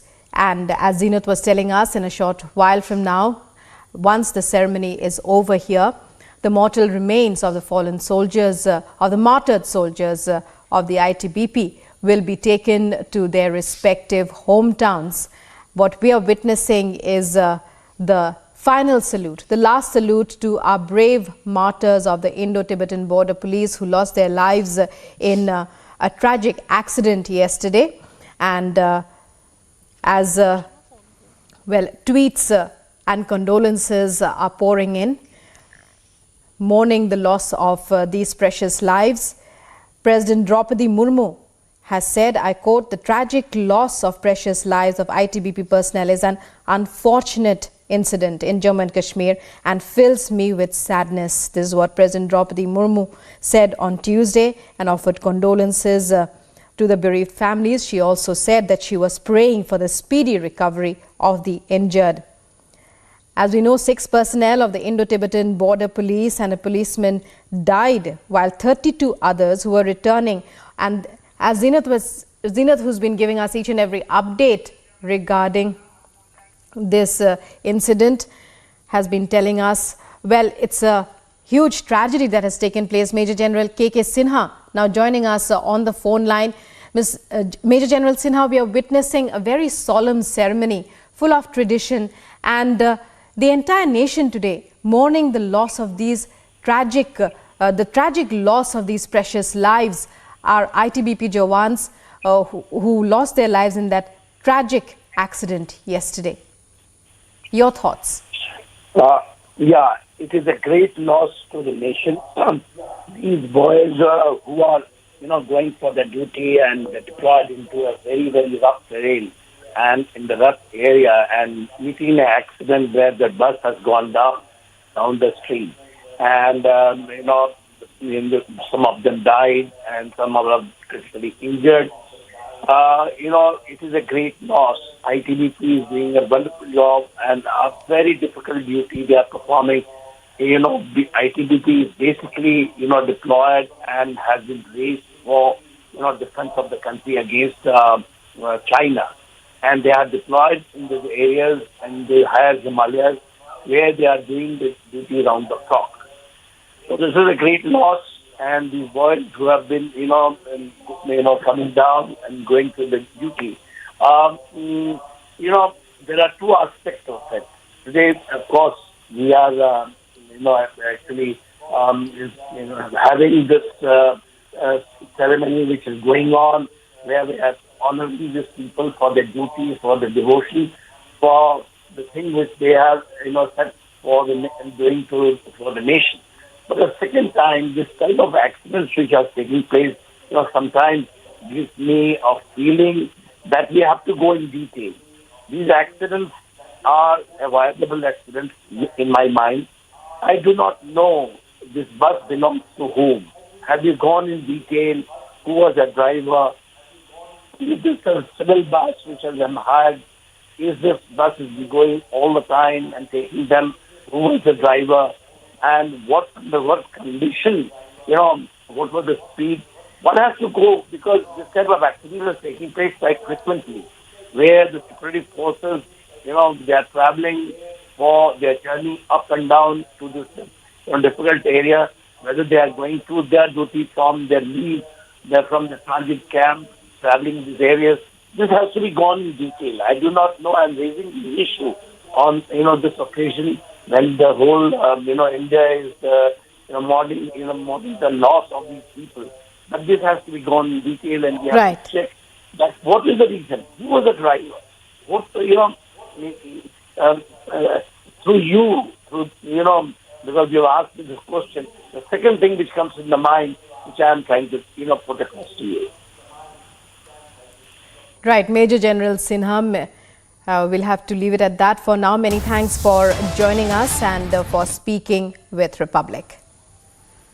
And coming up in a short while, it's the final salute to our ITBP martyrs who lost their lives in a tragic accident in Chandanwari in Pahalgam yesterday.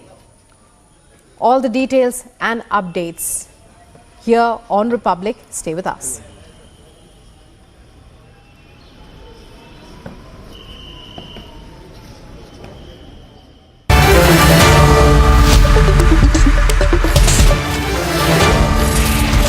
Ladies and gentlemen, good evening and welcome. Today there has been a national embarrassment completely avoidable. The All India Football Federation has been suspended by FIFA. What this means is that India's football community, India's players, our football stars, our aspirants, our future talent, they've all been excluded as members of the global football body. And this has been completely unnecessary. And that is not all, ladies and gentlemen. The Under-17 Women's World Cup football tournament, which was due to happen in India in October, has been called off. It will still happen, but presumably it will not happen in India, because India has been stripped of the rights to host the Under-17 Women's World Cup. And why is this happening, viewers? There are allegations today that this has happened because Praful Patel has instigated it. There is one group which is saying that once Praful Patel finished his term and had to go as president of the All India Football Federation, he remains a member of FIFA. And as a FIFA member, he instigated FIFA after giving up his post as head of the All India Football Federation. And as a result of all the infighting, ladies and gentlemen, as a result of all the infighting, the sum total of all of this is that Indian football has, at least as of tonight, as of this minute, been removed as a member of the Global Football Federation. And more importantly, ladies and gentlemen, that the Under-17 Women's World Cup, which carried the guarantee, the sovereign guarantee of the Prime Minister of India, that India is being stopped from hosting the Women's World Cup in October this year. This is reprehensible. This is what happens. Ladies and gentlemen, when a politician puts himself first. Our athletes today are doing well globally because they are being allowed to do so. Our footballers also can be world beaters, but not in these circumstances. Not in these circumstances. Viewers, think about...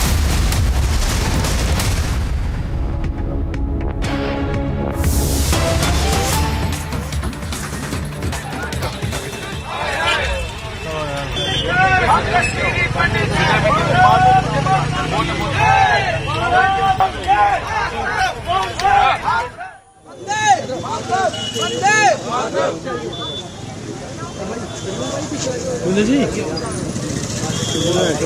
चलो जी mobile में photo खींच लेना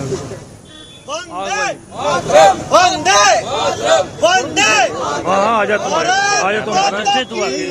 hello यार एक minute पहले बीच में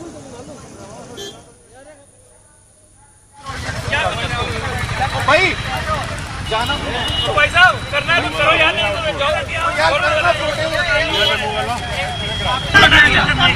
हम लोग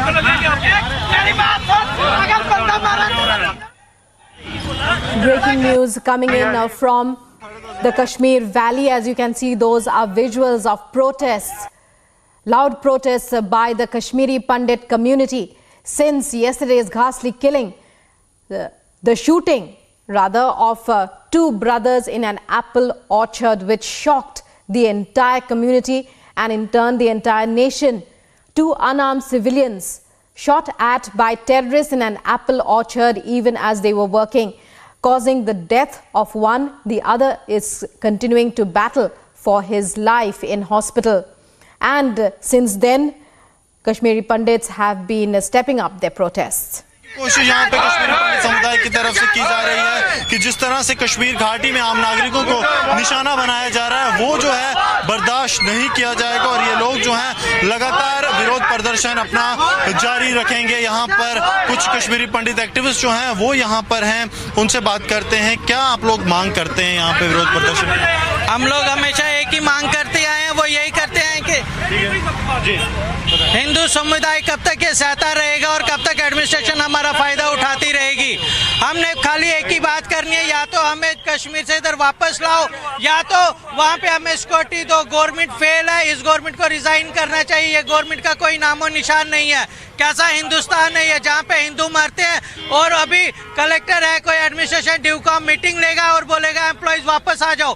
एक एक घर का बंदा मर रहा है और ये लोग मजाक समझ रहे हैं हर एक चीज को। इनके घर के तो लगातार जो है इनका कहना है कि जो सरकार की तरफ से सुरक्षा है वो मुहैया नहीं करवाई जा रही और यही कारण है कि लगातार विरोध प्रदर्शन ये लोग कर रहे हैं। गौरव साहनी के साथ Gursimran Singh, Republic media network. So Kashmiri Pandits, they're stepping up their protest, demanding peace, demanding more security for themselves. There are a list of demands. The Gursimran, our correspondent on the ground there, speaking with the Kashmiri protesters. The protests increased after the Shopia killing yesterday, in which two brothers were targeted. It was another targeted killing of innocent civilians in the valley. Two brothers who were working in an apple orchard were shot at by terrorists. One of them succumbed immediately and the other is still battling for his life, sending an incident that sent shockwaves across the community.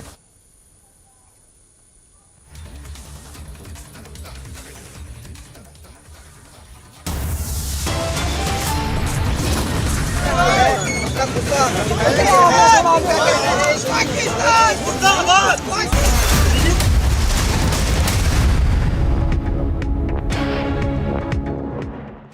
In other international stories, Ukrainian President Volodymyr Zelensky accuses Russia of nuclear blackmail, calls for new sanctions to be imposed in response to it. Further, Zelensky warns the presence of Russian forces around Europe's largest nuclear power plant threatens Europe and beyond.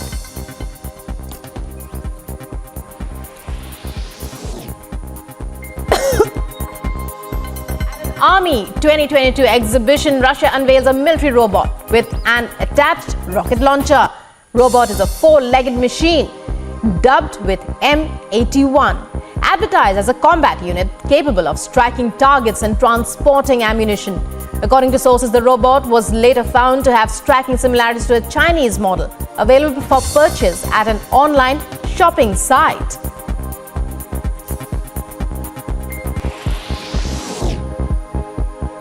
According to a statement by the European Commission, it said as several European countries endure high temperatures and a lack of rain, Europe could be facing its worst drought in 500 years. It also further stated that a definite answer for the same cannot be given at the moment. But according to current data presented, it looks like it might take a bad shape, even worse than 2018. As of now, the drought that the country is experiencing is affecting agriculture, forcing water restrictions and causing wildfires. United Nations spokesperson Stefan Dujarric announces Secretary General Antonio Guterres will be in leave to meet with Turkey's president. And the Ukrainian President Volodymyr Zelensky, the chief, is also scheduled to visit Odessa and Istanbul to see one of the ports involved in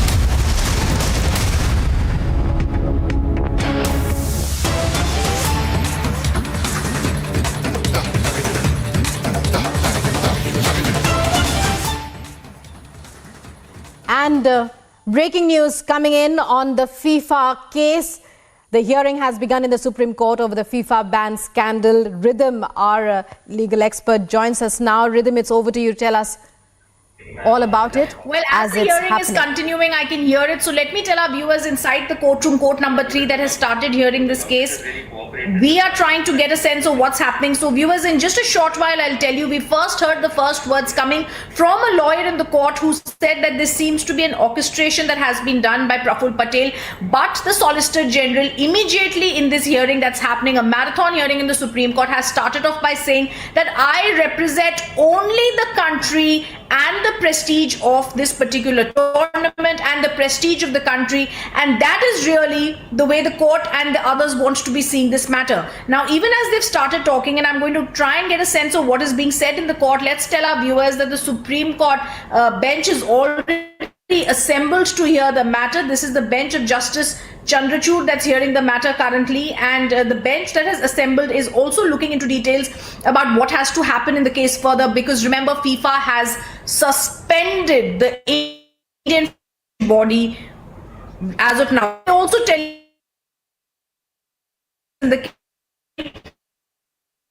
you this matter can be adjourned for later, because the Solicitor General has made this request that the matter should be posted later. Our discussion is going on. This matter can be heard on Monday. So all right, so right in the start, the Solicitor General asks for time, and that's what's going to happen. Rahul Mehra, the advocate, says some members of the AIFF stepped down, CA took on, these members orchestrating. Even as they're trying to go into the merits of the case, the Solicitor General right at the start of the hearing has asked for time till Monday and said that discussions are going on. So very crucial that the court is now being told that our discussion is going on, and let's hear this matter on Monday. So, well, Rhythm, does that mean the matter will be heard on Monday now?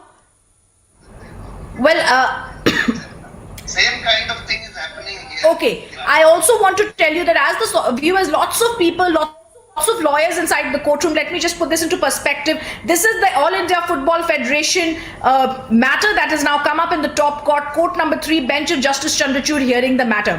What is happening in the matter right now is the Solicitor General right at the start of the hearing has asked for time. He said discussions are going, which is very interesting and very important, because at the end of the day, India wants host the Under-17 World Cup Federation. We also want to, at this point of time, ensure that every footballer is allowed to go for the international FIFA matches. Keeping that in mind, the first words that the Solicitor General has said is, I represent the country and the prestige of the country. He then goes on to ask for time on Monday. We've seen 3 people get up in court. One was a lawyer who spoke against Praful Patel. I couldn't quite see who it was. Then there was Prashant Bhushan, who was speaking currently as I'm speaking to our viewers. And there was Rahul Mehra, who was the original petitioner in the case, who also spoke. So as this is happening, let's also tell our viewers that the court is being told our focus is the country should have this event, and it's really good for the under-17 athletes. So the Supreme Court observation that has come in now extremely crucial, because the Supreme Court setting the house of the Football Federation in order has really come down to what is the most important issue here that has to be discussed, which is that they want this case to be heard. They also want to go ahead and ensure that the under-17 FIFA World Cup does happen in India. So as I'm telling you the updates that are coming in from the crucial hearing, I also want to tell our viewers that I'm picking up from inside the courtroom that all the sides who are speaking are giving details about what happened with the Football Federation. So a short introduction is also being said, where the centre has now told Supreme Court it is holding talks with the most important bit of information that's come in, and we're going to break this down, is the centre tells Supreme Court it is holding talks with FIFA officials, and breaking of ice could soon take place to resolve the crisis arising after FIFA bans India. So the huge development taking place right in the start. The centre has already told the Supreme Court as we are speaking that it is holding talks with FIFA officials, and there could be breaking of ice soon, and this matter could be resolved, the crisis arising after FIFA ban in India. This is an extremely crucial juncture and meeting that is taking place currently, where the courts are now being told there could be a way forward, because at the end of the day we don't want to get into mudslinging. All we want is the Under-17 World Cup needs to be held in India. This is also something that the Supreme Court that's hearing this matter is being told, and as the Supreme Court has begun hearing the matter, the Solicitor General is saying our discussion is going on, the matter should be heard on Monday. The Supreme Court then says our focus is this event should be held, it will be really good for the under-17 athletes. The Supreme Court says I do not know if someone inside government, but if someone's outside.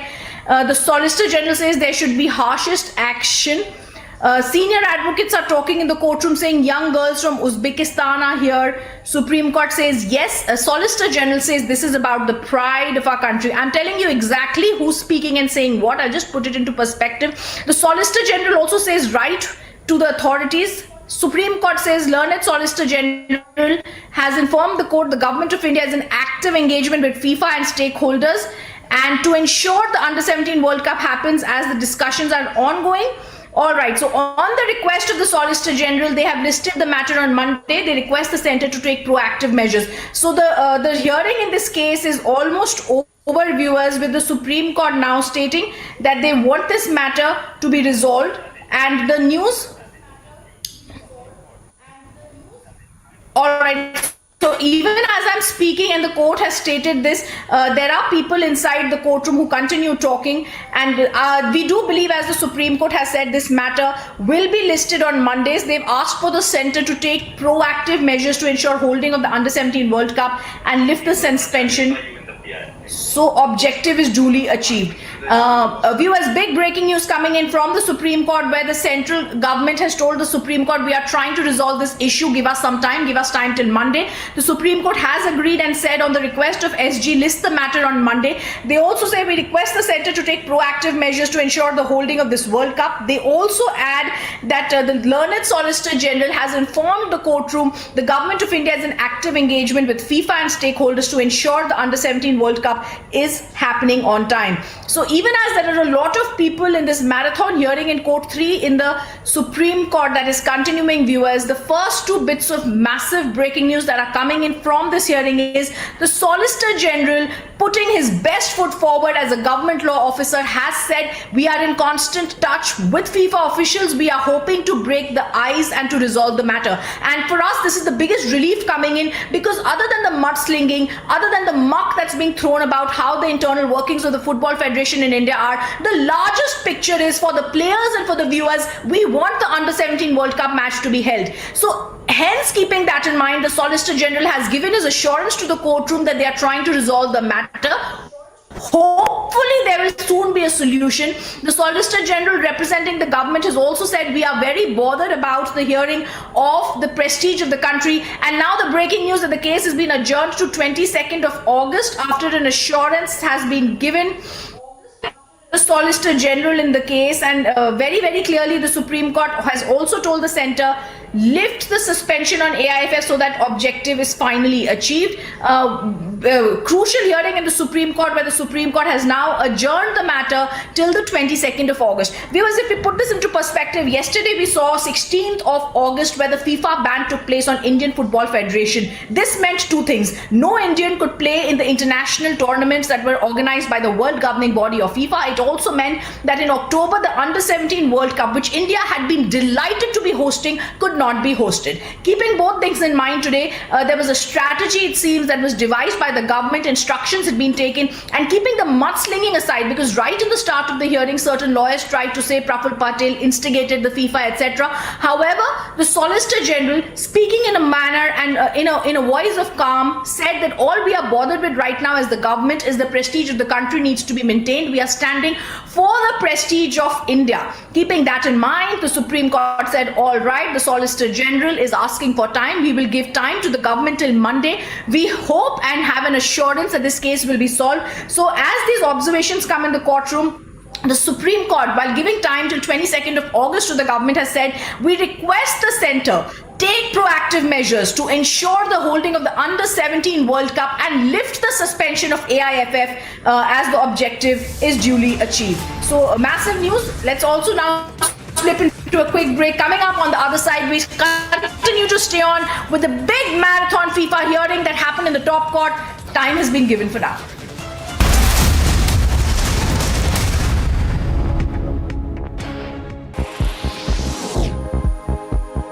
According to a statement by the European Commission, it said as several European countries endure high temperatures and a lack of rain, Europe could be facing its worst drought in 500 years.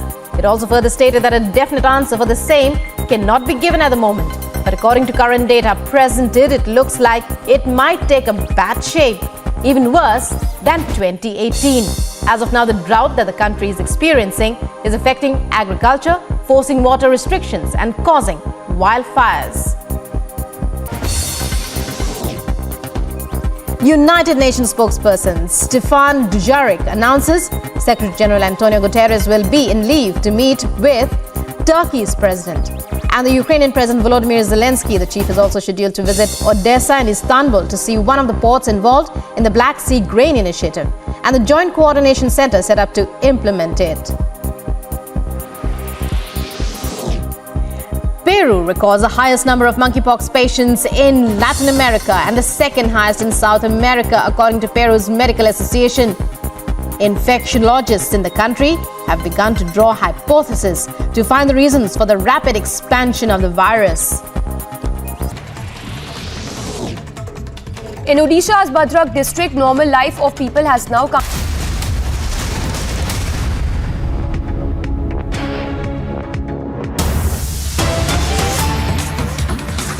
Ban that took place where they suspended the All India Football Federation yesterday, which means as the FIFA has suspended this AIFF from working, it means that no Indian could participate in the world governing body's matches internationally, and also it's the Under-17 World Cup that could be affected. Today, as the hearing began in the courtroom, there were 3 to 4 lawyers that began speaking. Justice Chandrachud's bench, Court 3, was hearing the matter. Right in the start, the Solicitor General of India has asked for time in this case till Monday. Very clear indication has been given from him that they are trying to break the ice with FIFA officials and they are hoping that there will be a resolution of this matter soon. The most important statement made by the Solicitor General right in the start is he's representing the government and also the prestige of the country. This is not a time for mudslinging. There were other lawyers who tried to say it's Praful Patel as the former chief of the Football Federation that has instigated FIFA. We also heard other lawyers like Rahul Mehra, Prashant Bhushan also try and speak up in the courtroom. But the Solicitor General's measured and calm tone set the pace in the Supreme Court that has given time till 22nd of August to the the central government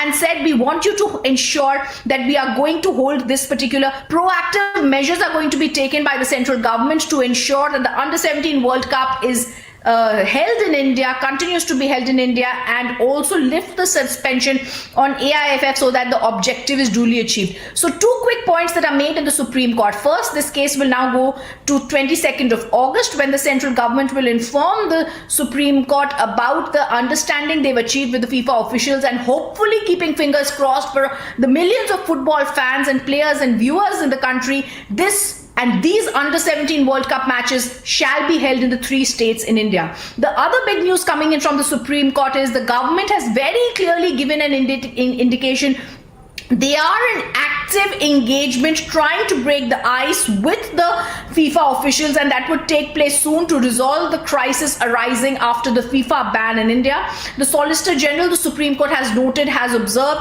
that they are in active engagement with FIFA.com and stakeholders to ensure that the World Cup in the country continues as planned. Meetings happened yesterday, discussions are ongoing. Viewers, a very, very positive hearing in the Supreme Court where meetings continue happening with FIFA officials to resolve the matter, where the Supreme Court has said continue actively participating and ensure that the holding of the Under-17 World Cup happens in India, and the ban that is there on India is lifted from the world governing body of FIFA. Both the aspects very clear, because a hearing short but crisp and has resulted in some sort of an indication of a move forward, because the Supreme Court is told by the Solicitor General that yes, we are in active engagement with FIFA officials. Till yesterday, this was not something we had known. This is a new development that takes place which gives hope to India to ensure that the Under-17 World Cup is held in India in October. Yes, Rhythm continues to be with us. Rhythm, if you could talk to us more, because like you're telling us, government is in active engagement with FIFA to lift the FIFA ban. What can we expect in the next hearing? Also, if you can talk to us more about what kind of talks are likely to happen between the FIFA and the centre when it comes to lifting of that ban. Well, the centre can also go ahead and the centre is right now trying to ensure that this ban is lifted. A huge amount of lots of developments took place yesterday. First, we saw that the FIFA ban happened. After that, we saw several people give out details about how they believe that this was an instigation by former Chief of All India Football Federation Praful Patel. We also saw the COA come out in a particular press release and say they are pained and shocked at the details that are happening. The Supreme Court was also being told by the Supreme Court had also been told that there needs to be certain action that needs to be taken. The tone and tenor yesterday was one of panic and one of trying to understand how India has to deal with this setback. But the tone today that has been set by the Solicitor General is measured, determined, calm, and also very positive, because he says we continue to be in active engagement with FIFA officials. So this is a great sign forward. It's good news for India, because if we are trying to solve the matter and the government is in active engagement with FIFA officials, then definitely there will be a way forward that will be achieved. What we also need to see from the side of the government and the assurance by the Solicitor General is it is the pride of the country that needs to be seen here. And a big news coming when the Supreme Court says we want you to ensure that this case, that we continue to have an active engagement with the FIFA officials and the ban is lifted. The Solicitor General has also told the Supreme Court that they are holding talks with FIFA officials. They are breaking the ice, would soon take place to resolve the crisis arising after FIFA banned India. The Solicitor General's statements have been taken on record by the top court that says the SG has informed the court government of India is in active engagement with FIFA officials and stakeholders to ensure the Under-17 World Cup is held in the country as it was planned, and the meeting happened yesterday and discussions are ongoing. So I think that from a place of chaotic crisis and mudslinging in the happenings of the FIFA Federation, the Supreme Court has now been told by the Solicitor General the larger picture needs to be taken, which is that we need to continue to have meetings with FIFA officials. We shall do. They've not come forward today with any blame game, which I find very, very, very positive. They've not spoken about the kind of names that are being put by other lawyers, that is Praful Patel, and whether he actually wrote the letter to FIFA and the FIFA acted on the letter to see that the Supreme Court's words were third-party interference. I'm also seeing, as usual, the top court of the country stands up to being the most respected and honored court, because instead of just being angry with the language and the kind of belligerent words that we were possibly hearing from the side representing FIFA, that it's a third-party interference, whereas the Supreme Court had only come into the picture after they had been asked to resolve the chaotic mess in the All India Football Federation. I think today the tone that has been set by the Supreme Court, with its, as usual, very mature, very wise stand, and also the Solicitor General of India, is we have to resolve crisis. We are not here to get into mudslinging about who did what. We are not here to do name calling. We are only here to ensure, for the millions of people watching the matches, for the players who put in their hard work into this, and for viewers, that these matches are held in India. This is also a matter of pride, which we also saw the Home Minister tweeting on earlier, about how the Prime Minister had been delighted to see that the Under-17 FIFA World Cup would be held in India. So we are hoping that happens. It was to be held in 3 states in October, which is in Goa, in Maharashtra, and other states, and Bhubaneswar. Now we have to really see how soon will they resolve this crisis, because they've only asked for time till Monday. So that's not many days, only till the 22nd of August. Swift action by the centre. We've also seen the Supreme Court understanding the seriousness and the pride with which India wants to host the matches, and not getting into any name calling, despite some provocation from some lawyers on what had to happen in the case. So a good hearing in the Supreme Court, a short hearing, but an extremely mature tone is set forward for the way forward in the talks with FIFA. Yes. Yes, of course, Rhythm, and you know, as several questions still remain unanswered with respect to that alleged letter of Praful Patel, if you could talk to us more about what all is at stake, because it's not just the prestige battle at the end of the day, it's also the funding of Indian football and the Indian footballers when we talk about this game that India was all set to host in October this year.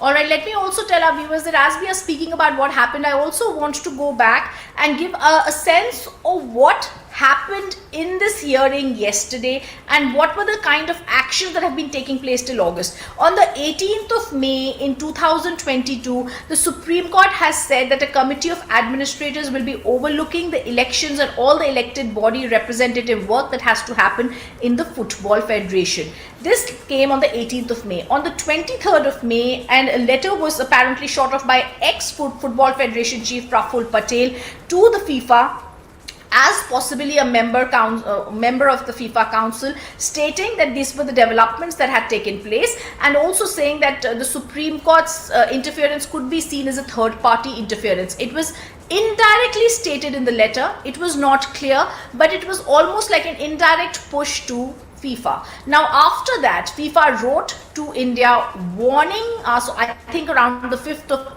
August, about the developments and them not wanting any third-party interference. Remember, FIFA thinks is a very independent body. In several other countries also we've seen such similar bans have taken place, but the difference in those countries is there is the Football Federation themselves are troubled with the interference of the third parties. Here in India, there was no such issue. So now what happened is the FIFA, the Football Federation of India, wrote back to FIFA. They are surprised that someone has been misguiding them on what happened in the Supreme Court hearing.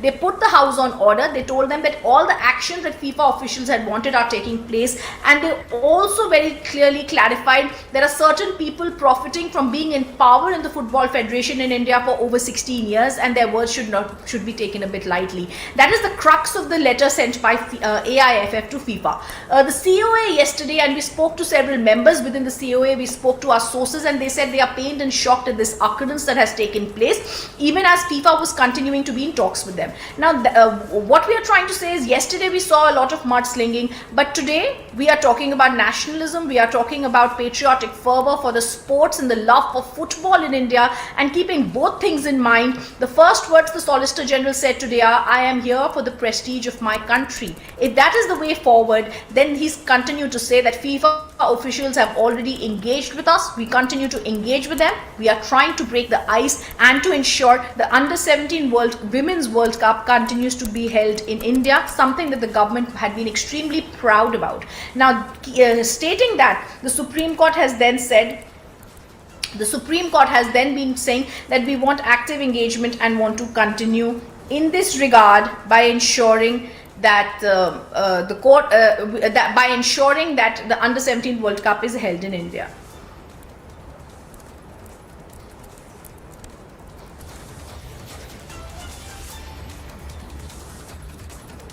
Yes, Rhythm, if you can hear me, I wanted to know more from you about what all is at stake, because at the end of the day, it not only boils down to the prestige battle for the country, but also in the longer run when it comes to the funding of the football players and football itself with respect to these games that India was all set to host in October this year.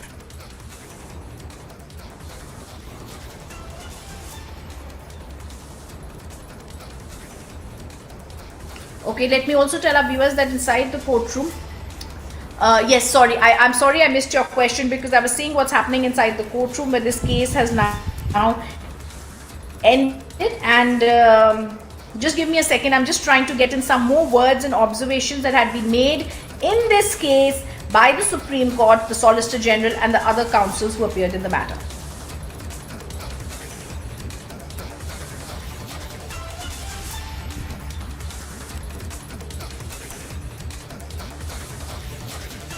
So, Rhythm, they're getting us all those details and insights on the big SC hearing that happened just a short while back. Remember, the hearing has been adjourned now till August 22nd. But a swift action there that's been taken by the centre, as centre, we are told, may break ice with FIFA soon. And SC, in fact, has called for working to lift the FIFA ban. Remember, India was all set to host these games in October this year. Here, what we understand as of now is that the government is in active engagement with FIFA to lift the FIFA ban.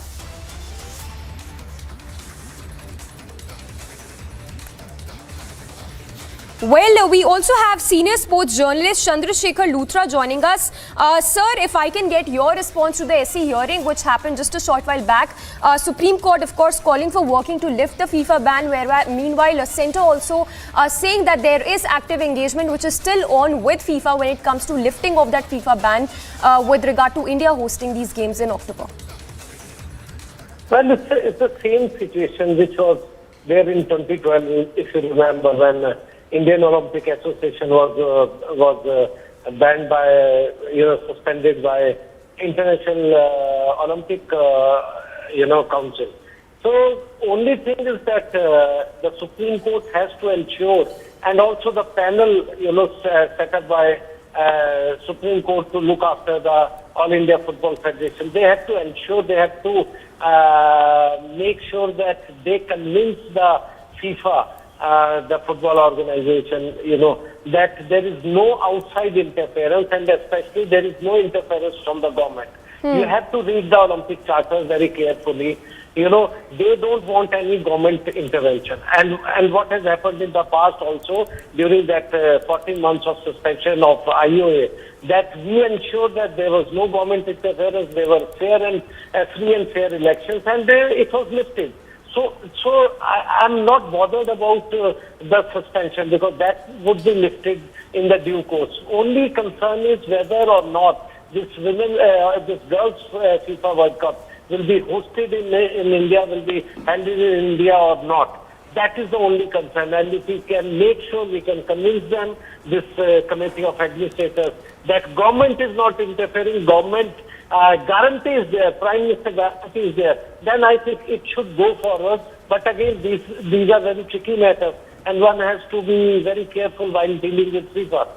Yes. Yes, Mr. Luthra, and when we talk about these games, India was eagerly looking forward to it, all set to host these games in October this year. If you can talk to us about what all is at stake, because at the end of the day, it's not just the prestige battle for the country, it also involves a lot of funding for our football players, for football itself, when it comes to hosting these games in October this year. You have to understand that for FIFA, probably the stakes are not too high in India.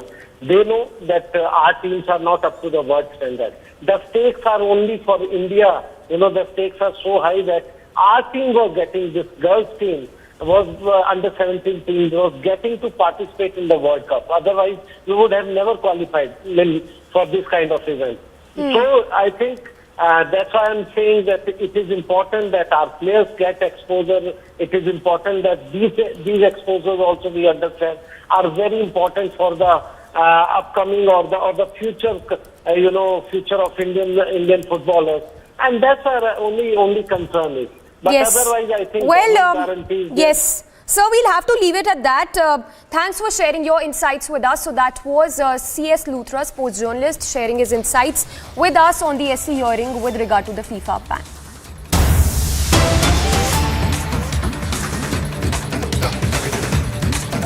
Well, on to more breaking news coming in. This one in relation to Sukesh Chandrasekhar, conman Sukesh Chandrasekhar case, where we are told that Jacqueline will be made an accused in this case. We have our senior editor, Shravan, getting us all those details. Shravan, it's over to you. Help us with all the updates that you're picking up. A big development, in fact, in conman Sukesh case. Well, in fact, we're given to understand, Samiksha, that the charge sheet will be filed against actor Jacqueline Fernandez, in which she is going to be named as an accused. Remember, the charge sheet is expected to be filed around noon today in the national capital by the enforcement directorate. The allegation is very straight, that she is a beneficiary of the proceeds of crime. Remember, she had already appeared multiple times before the enforcement directorate. In fact, she has admitted before the enforcement directorate that she has met Sukesh Chandrasekhar on 2 occasions. In fact, she said that she had absolutely no idea that Sukesh Chandrasekhar was accused of a 200 crore rupees money laundering case, and that sometimes he was actually making some of these calls while he was inside the jail. In fact, Sukesh Chandrasekhar met Jacqueline Fernandez when he was out on parole, is what we are picking up at this point in time. Now, in April, remember, the agency had basically attached assets worth about 7.27 crore of the actor in the case registered under the MLA. In December 2021, Jacqueline was basically stopped from boarding a flight to Muscat from the Mumbai airport after the enforcement directorate had issued a lookout circular in her name. And there are multiple gifts that she has actually received. If you take a look at some of the gifts that Jacqueline Fernandez has received, that is in itself quite mind-boggling, because it turns out that there were 3 caps horse worth lakhs that she had received. In fact, if I can just take a look at some of the attachment that has taken place of the 7 crores of Jacqueline Fernandez, the agency had basically estimated that Sukesh had given the actor gifts worth about 5.71 crore rupees. And not just that, about $173, about 27,000 Australian dollars were also given to Jacqueline's family members. In fact, the enforcement directorate basically in its previous charge sheet that was filed said that he maintained, Sukesh Chandrasekhar mentioned the lavish gifts that were basically given to Jacqueline Fernandez, which also included 3 caps worth about 9 lakh rupees, an Arabian horse, several expensive bags.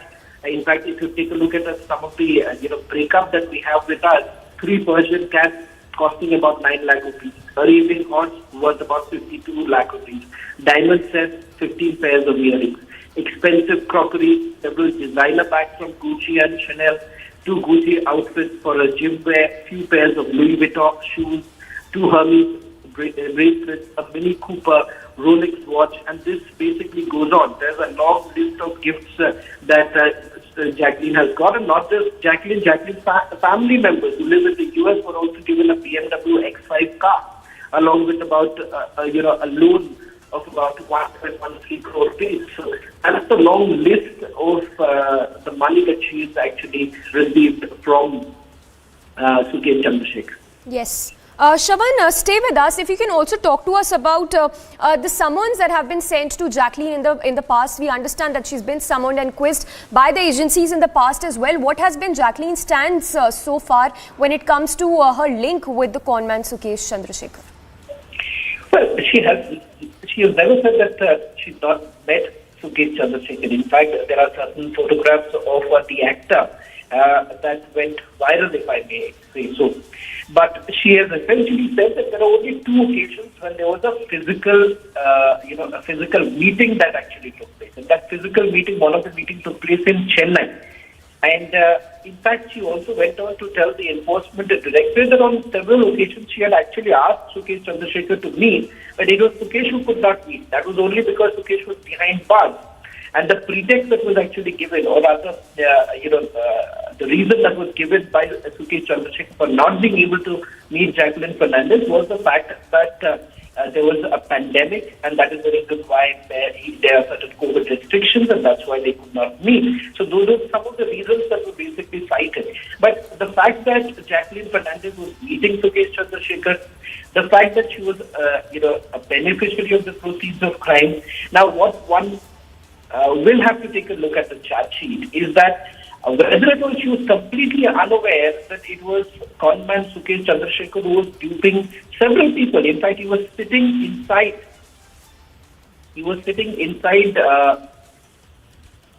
I'm given to understand he was inside the jail when this actually happened. All right, Shravan, we'll leave it at that. We'll keep coming back to you for the latest on that. So, Shravan, they're getting us all those details on this big story that we're tracking. The charge sheet will be filed very soon in the Delhi court, and Shravan saying they're pulling out the big lead when it comes to Jacqueline, who will be made an accused in this case with respect to conman Sukesh Chandrasekhar. So we are told that Bollywood actor Jacqueline Fernandez will be charged sheet in the Patiala House Court. In fact, the charge sheet mentions that Jacqueline benefited from the proceeds of crime. So trouble there only mounting for Bollywood actor Jacqueline Fernandez. Remember, in the past as well, she's been summoned by the agencies in connection with her role with the conman. Slipping into a very short break. On the other side, we'll get you the big leads as the trouble mounts for actor Jacqueline Fernandez.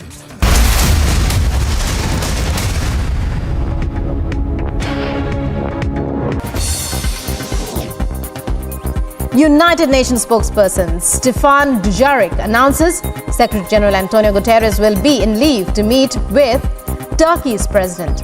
And the Ukrainian President Volodymyr Zelensky, the chief, is also scheduled to visit Odessa and Istanbul to see one of the ports involved in the Black Sea Grain Initiative and the Joint Coordination Center set up to implement it.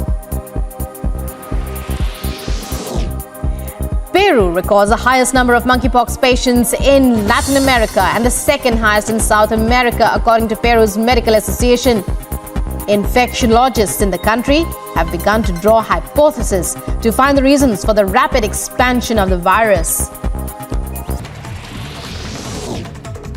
In Odisha's Bhadrak district, normal life of people has now come to a standstill as floodwater from Baitarani river has inundated several residential areas. The DM of the area was quoted as saying that 3 blocks in Bhadrak district have been affected due to floodwaters. Meanwhile, 80,000 to 90,000 people have been affected in this area.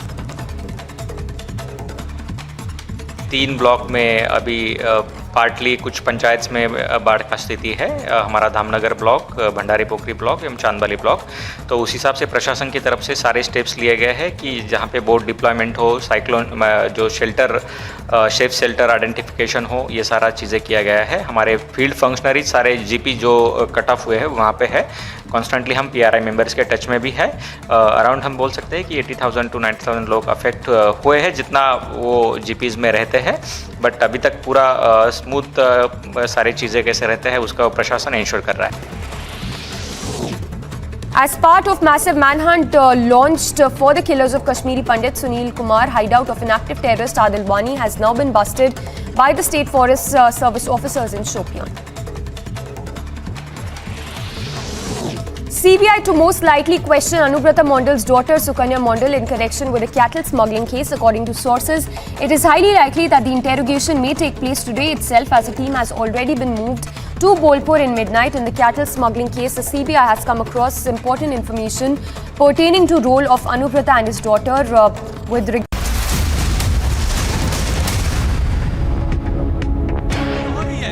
तो लगातार आप देखिए कश्मीरी पंडित समुदाय जो है है वो यहाँ विरोध प्रदर्शन कर रहा है। साफ मांग ये लोग यहाँ पर कर रहे हैं कि सरकार को इन्हें जो है वापस जम्मू भेज देना चाहिए।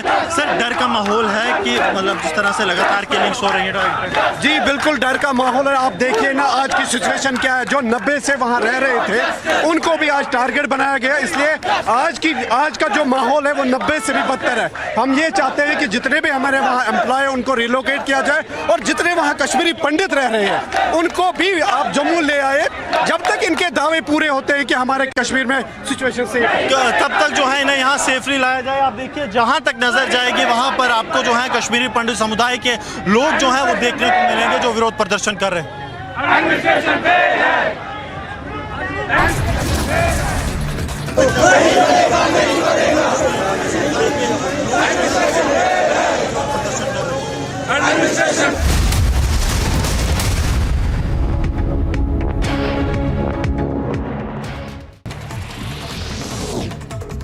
In Odisha's Bhadrak district, normal life of people has now come to a standstill as flood water from Baitarani river has inundated several residential areas. The DM of the area was quoted as saying that 3 blocks in Bhadrak district have been affected due to flood waters. Meanwhile, 80,000 to 90,000 people have been affected in this area. 3 block में अभी partly कुछ पंचायत में बाढ़ का स्थिति है। हमारा Dhamnagar block, Bhandari पोखरी block एवं चांदबाली ब्लॉक। तो उस हिसाब से प्रशासन की तरफ से सारे स्टेप्स लिए गए हैं कि जहां पे बोट डिप्लॉयमेंट हो, साइक्लोन जो शेल्टर सेफ शेल्टर आइडेंटिफिकेशन हो, ये सारा चीज़ें किया गया है। हमारे फील्ड फंक्शनरीज सारे जीपी जो कट ऑफ हुए हैं वहाँ पे है। कॉन्स्टेंटली हम पीआरआई मेंबर्स के टच में भी है। अराउंड हम बोल सकते हैं कि 80,000 टू 90,000 लोग अफेक्ट हुए हैं जितना वो जीपीज़ में रहते हैं। बट अभी तक पूरा स्मूथ सारी चीज़ें कैसे रहते हैं उसका प्रशासन इंश्योर कर रहा है। As part of massive manhunt launched for the killers of Kashmiri Pandit Sunil Kumar, hideout of an active terrorist Adil Wani has now been busted by the State Forest Service officers in Shopian. CBI to most likely question Anubrata Mondal's daughter Sukanya Mondal in connection with a cattle smuggling case. According to sources, it is highly likely that the interrogation may take place today itself, as a team has already been moved to Bolpur in midnight. In the cattle smuggling case, the CBI has come across important information pertaining to role of Anubrata and his daughter with regard to amassing of properties amounting to crores of rupees. Leading milk suppliers Amul and Mother Dairy will increase milk prices by 2 rupees per litre starting today on account of rising input costs. This is in fact the second consecutive hike by Amul and Mother Dairy in nearly 6 months. In other international stories, Ukrainian President Volodymyr Zelensky accuses Russia of nuclear blackmail, calls for new sanctions to be imposed in response to it. Further, Zelensky warns the presence of Russian forces around Europe's largest nuclear power plant threatens Europe and beyond.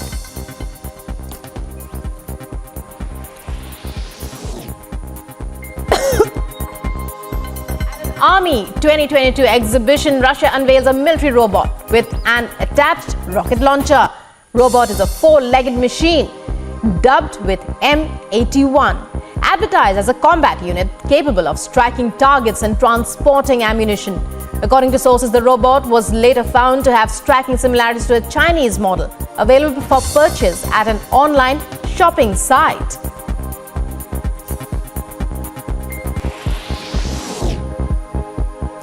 According to a statement by the European Commission, it said as several European countries endure high temperatures and a lack of rain, Europe could be facing its worst drought in 500 years. It also further stated that a definite answer for the same cannot be given at the moment.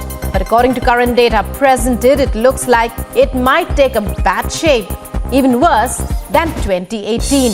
As of now, the drought that the country is experiencing is affecting agriculture, forcing water restrictions and causing wildfires.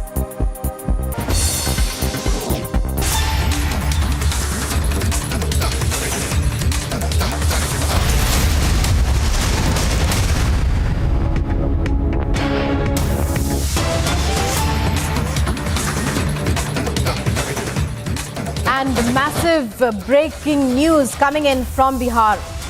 It's a massive development. The law minister of the state is an absconder. and victim's advocate makes the big charge. It's a charge made by the victim's advocate. And the arrest warrant against this particular Bihar minister, it's the law minister of Bihar, and he has been accused of kidnapping.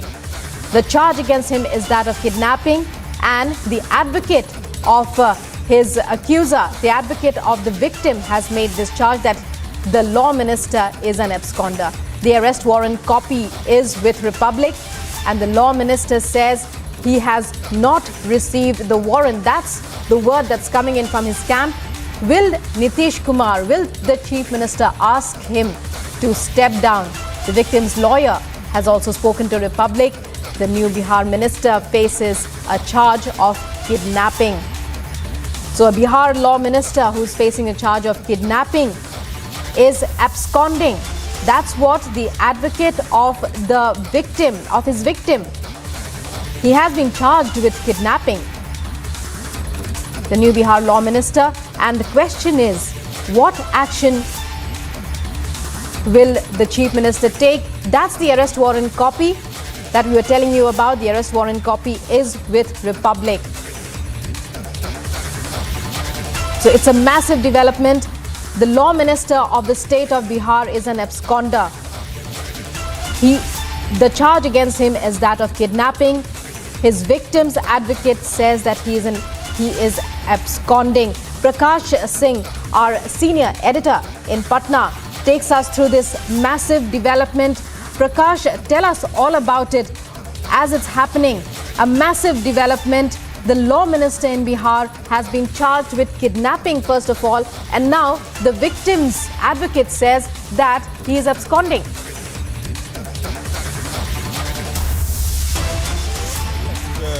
We get to know that the new law minister of Bihar, Kartik Singh, is absconding at the moment, and he's been wanted in a case pertaining to abduction of a person called Rajiv Singh, and there are charges of murder against him, and this case has been going on from 2014. And Kartik Singh also appealed in the Patna High Court for quashing of this case, but it was rejected by the Patna High Court. This is the copy of the arrest warrant. We'll like to zoom it and show it to viewers. This is the warrant of arrest issued last month in July, but Kartik Singh says that he hasn't received any arrest warrant as of yet. We tried speaking to Kartik Singh as well. He says that everything has been mentioned in the affidavit, but as far as affidavit is concerned, it does not mention arrest warrant. Surprisingly, he's not even aware about it. That's a mockery of the entire police system, and the police is sitting on it. Is it in connivance with Kartik Singh or his associates that the police did not arrest him? That's the question. That's a matter of investigation. Now, the advocate of the victim has said that till date he has not got any bail in this particular case, and he is absconding at the moment, and the arrest warrant was issued by the Danapur court in Patna. So big question on Nitish Kumar. Will Nitish Kumar ask him to step down because he's been made the law minister from the RJD quota? Back to you. So he is a member of the RJD party, as you tell us. Prakash, tell us more about him. Mr. Kartik Singh, you say that this is a case that dates back to 2014, and yet Chief Minister Nitish Kumar has included him in his ministry, has given him a ministry, has given him the all-important law portfolio.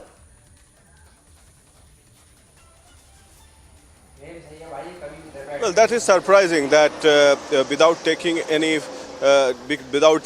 fact file of the concerned minister, or without getting any clearance from the special branch or the IB, or because he's been known for all such acts, he's been involved in cases, and there were controversies pertaining to him in the recent past as well. But even then, Nitish Kumar has inducted him in the Council of Ministers on the recommendation of Tejasvi Yadav from the RJD quota, and that to the law minister. When the law minister himself is absconding, that that speaks volume about the law and order situation in Bihar and the times to come, as it is being alleged by the BJP that there will be jungle raj and chaos since Nitish Kumar has now aligned with the RJD.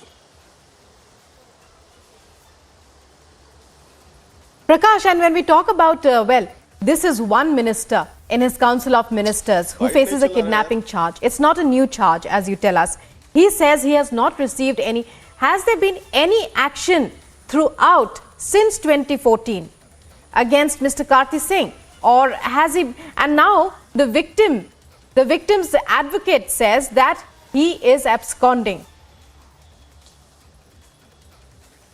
Well, Prakash will be coming back to you, but let's listen in to a conversation, to this particular conversation that Republic has had to understand more about the case. Amar Jyoti जी, ये पूरा मामला है क्या जो अपहरण का मामला हुआ था, मुझे संक्षेप में बताइए, और उसके बाद कोर्ट ने क्या आदेश दिया इसमें? ये मामला वर्ष 2014 का है। ये बिहटा थाना कांड संख्या 859/2014 ये कांड है, और ये आईपीसी के अन्य धाराओं के अलावा धारा 364 जो कि हत्या के इरादे से किया गया अपहरण का मामला है। इसमें विक्टिम राजीव रंजन सिंह उर्फ राजू सिंह के अपहरण का मामला है, और उनके ही 164 के बयान के आधार पे कार्तिकेय सिंह का नाम इस कांड में आया है, उजागर हुआ। और वर्ष 2017 में कार्तिकेय सिंह ने माननीय उच्च न्यायालय के समक्ष अग्रिम जमानत के लिए याचिका डाली थी, जिसे माननीय न्यायालय द्वारा खारिज कर दिया गया। और उसके उपरांत उन्होंने अपने विरुद्ध मामले को निरस्त खारिज करने हेतु धारा 482 के तहत कॉशिंग एप्लीकेशन माननीय उच्च न्यायालय के समक्ष डाला, जिसे भी विड्रॉ कर लिया गया, और उसमें भी उनको कोई रिलीफ माननीय न्यायालय द्वारा नहीं दिया गया। गत 14 जुलाई को कार्तिकेय सिंह के विरुद्ध गिरफ्तारी का वारंट दानापुर 14 जुलाई 2022 जी 2022 को माननीय न्यायालय दानापुर द्वारा उनके खिलाफ गिरफ्तारी का वारंट निर्गत किया गया। और उसके उपरांत अभी तक जो प्राप्त जानकारी है वो उसमें केस में सरेंडर नहीं किए हैं, और अभी भी वो गिरफ्तारी वारंट उनके विरुद्ध लंबित। तो ये गिरफ्तारी वारंट लंबित है, और तो क्या इसमें पुलिस की मिलीभगत है जो उन्होंने गिरफ्तार नहीं किया? अगर ये 14 जुलाई 2022 को वारंट इश्यू हुआ और उसके बाद ये कल पद और गोपनीयता की शपथ भी ले लेते हैं, तो ये कानूनी रूप से कितना वैध है ये शपथ? देखिए, शपथ की वैधता पर मैं कुछ नहीं बोल पाऊंगा, इस पे मत अलग अलग भिन्न हो सकते हैं। लेकिन पुलिस के द्वारा न्यायालय के आदेश को का पालन करना ये बहुत ज़रूरी है किसी भी सभ्य समाज में, और अगर नहीं किया गया है तो हम उसका कारण नहीं कह सकते हैं कि तो कार्तिक सिंह पर आरोप ये है कि कोई अपहरण के मामले में ये फरार चल रहे हैं, वारंट है। तो कार्तिक सिंह जी, ये वारंट का पेपर हम दिखा रहे हैं आपको, तो उसमें क्या आपको पहला बात तो मतलब कोई ऐसा तरह का केस मेरे ऊपर नहीं है, और जो भी ऐसा कुछ है उसको हल्फनामा में सब लोग दिए हुए हैं, जितने भी हैं जो भी चुनाव लड़ते हैं सब देते हैं, आप हल्फनामा देख लीजिएगा, ऐसा कोई बात नहीं है। आरोप किन्हीं पर लगाना और आरोप साबित करना दोनों अलग बात होता है, ठीक है। हम लोग का ऐसा कोई मतलब शुरू से अभी तक पता कीजिए कहीं कोई इस तरह का हम बेदाग रूप से रहे हैं। पॉलिटिकल तो मतलब यही चुनाव लड़े हैं तो आचार संहिता का केस कर दिए लोग, मतलब कोई समर्थक लगा दिया, ये क्या बोलता है बैनर लगा दिया, केस संपन्न हो गया तो केस तो होगा। लेकिन ऐसा कोई बात नहीं है कि मतलब हमारा कोई पूरा उठा लीजिए सबसे, कभी हमारे ऊपर ऐसा कोई अथी नहीं। 16 जुलाई को जो अरेस्ट वारंट का बात आ रहा है पूर्ण निराधार है, सब कोई बात नहीं है।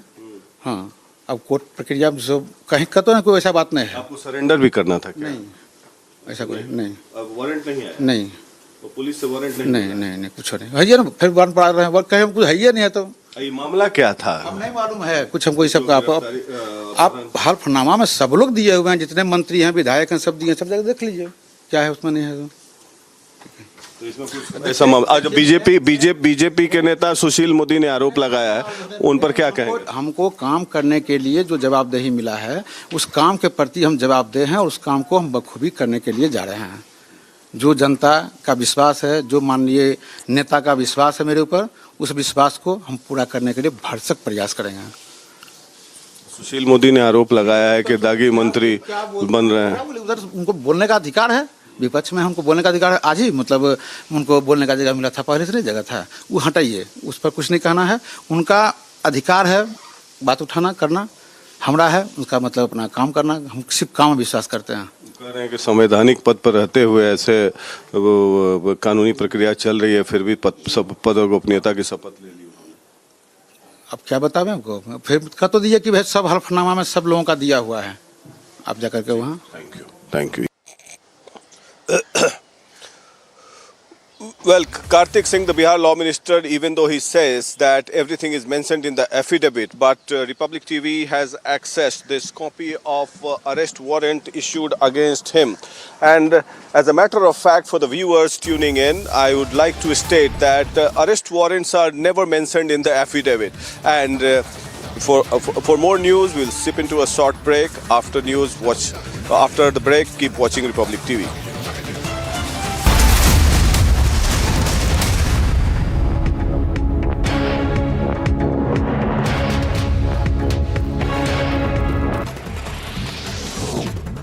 As part of massive manhunt launched for the killers of Kashmiri Pandit Sunil Kumar, hideout of inactive terrorist Adil Wani has now been busted by the State Forest Service officers in Shopian. CBI to most likely question Anubrata Mondal's daughter Sukanya Mondal in connection with a cattle smuggling case. According to sources, it is highly likely that the interrogation may take place today itself, as a team has already been moved to Bolpur in midnight. In the cattle smuggling case, the CBI has come across important information pertaining to role of Anubrata and his daughter with regard to amassing of properties amounting to crores of rupees. Leading milk suppliers Amul and Mother Dairy will increase milk prices by 2 rupees per litre starting today on account of rising input costs. This is in fact the second consecutive hike by Amul and Mother Dairy in nearly 6 months. In other international stories, Ukrainian President Volodymyr Zelensky accuses Russia of nuclear blackmail, calls for new sanctions to be imposed in response to it. Further, Zelensky warns the presence of Russian forces around Europe's largest nuclear power plant threatens Europe and beyond.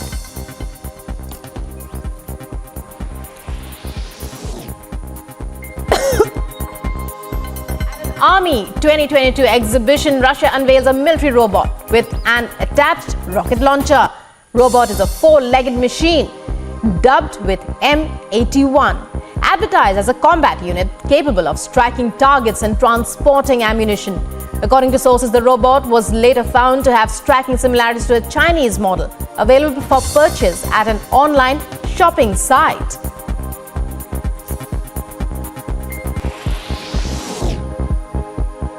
According to a statement by the European Commission, it said as several European countries endure high temperatures and a lack of rain, Europe could be facing its worst drought in 500 years. It also further stated that a definite answer for the same cannot be given at the moment. But according to current data presented, it looks like it might take a bad shape, even worse than 2018. As of now, the drought that the country is experiencing is affecting agriculture, forcing water restrictions and causing wildfires. United Nations spokesperson Stefan Dujarric announces Secretary General Antonio Guterres will be in leave to meet with Turkey's president. And the Ukrainian President Volodymyr Zelensky, the chief, is also scheduled to visit Odessa and Istanbul to see one of the ports involved in the Black Sea Grain Initiative and the Joint Coordination Center set up to implement it. Peru records the highest number of monkeypox patients in Latin America and the second highest in South America, according to Peru's Medical Association. Infectiologists in the country have begun to draw hypotheses to find the reasons for the rapid expansion of the virus.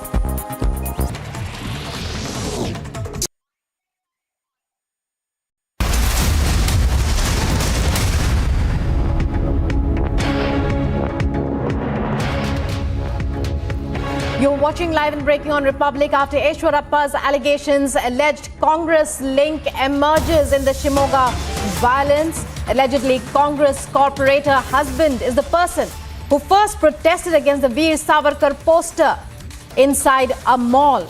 Now the BJP claims he is the one who started it all.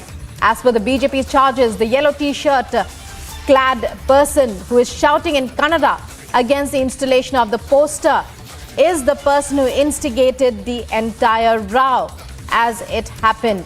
And there you can see that the person with the yellow t-shirt and who's been circled, he is being pointed out by the BJP as being behind the entire row in Shivamoga over the Savarkar poster.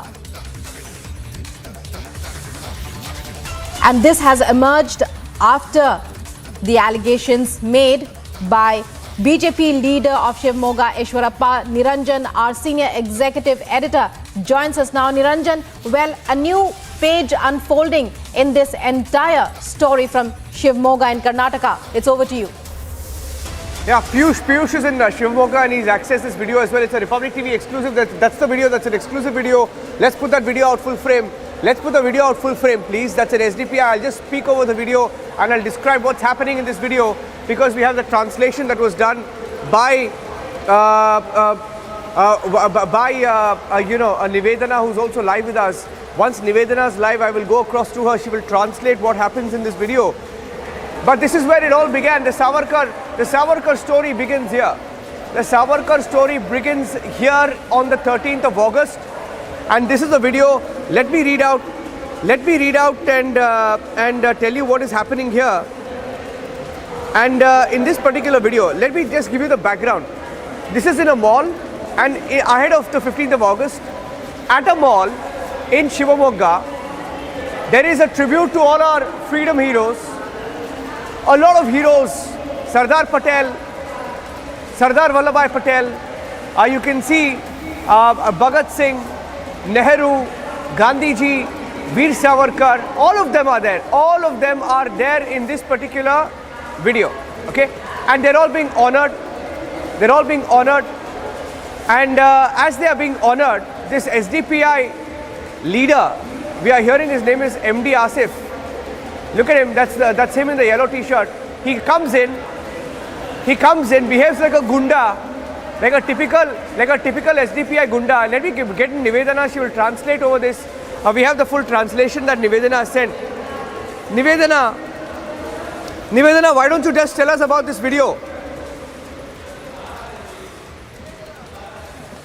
Right, Niranjan. So basically, initially, if you see a woman trying to come and stop, the movement over there, but he asks her to back off. And then he states that for starters, the ones who actually fought for freedom against the British, their posters have not been put up here. In fact, he goes on to state that... I have a breaking. Nivedana, I have a breaking. Let's go full frame. A story coming in from Tamil Nadu. Big setback to EPS.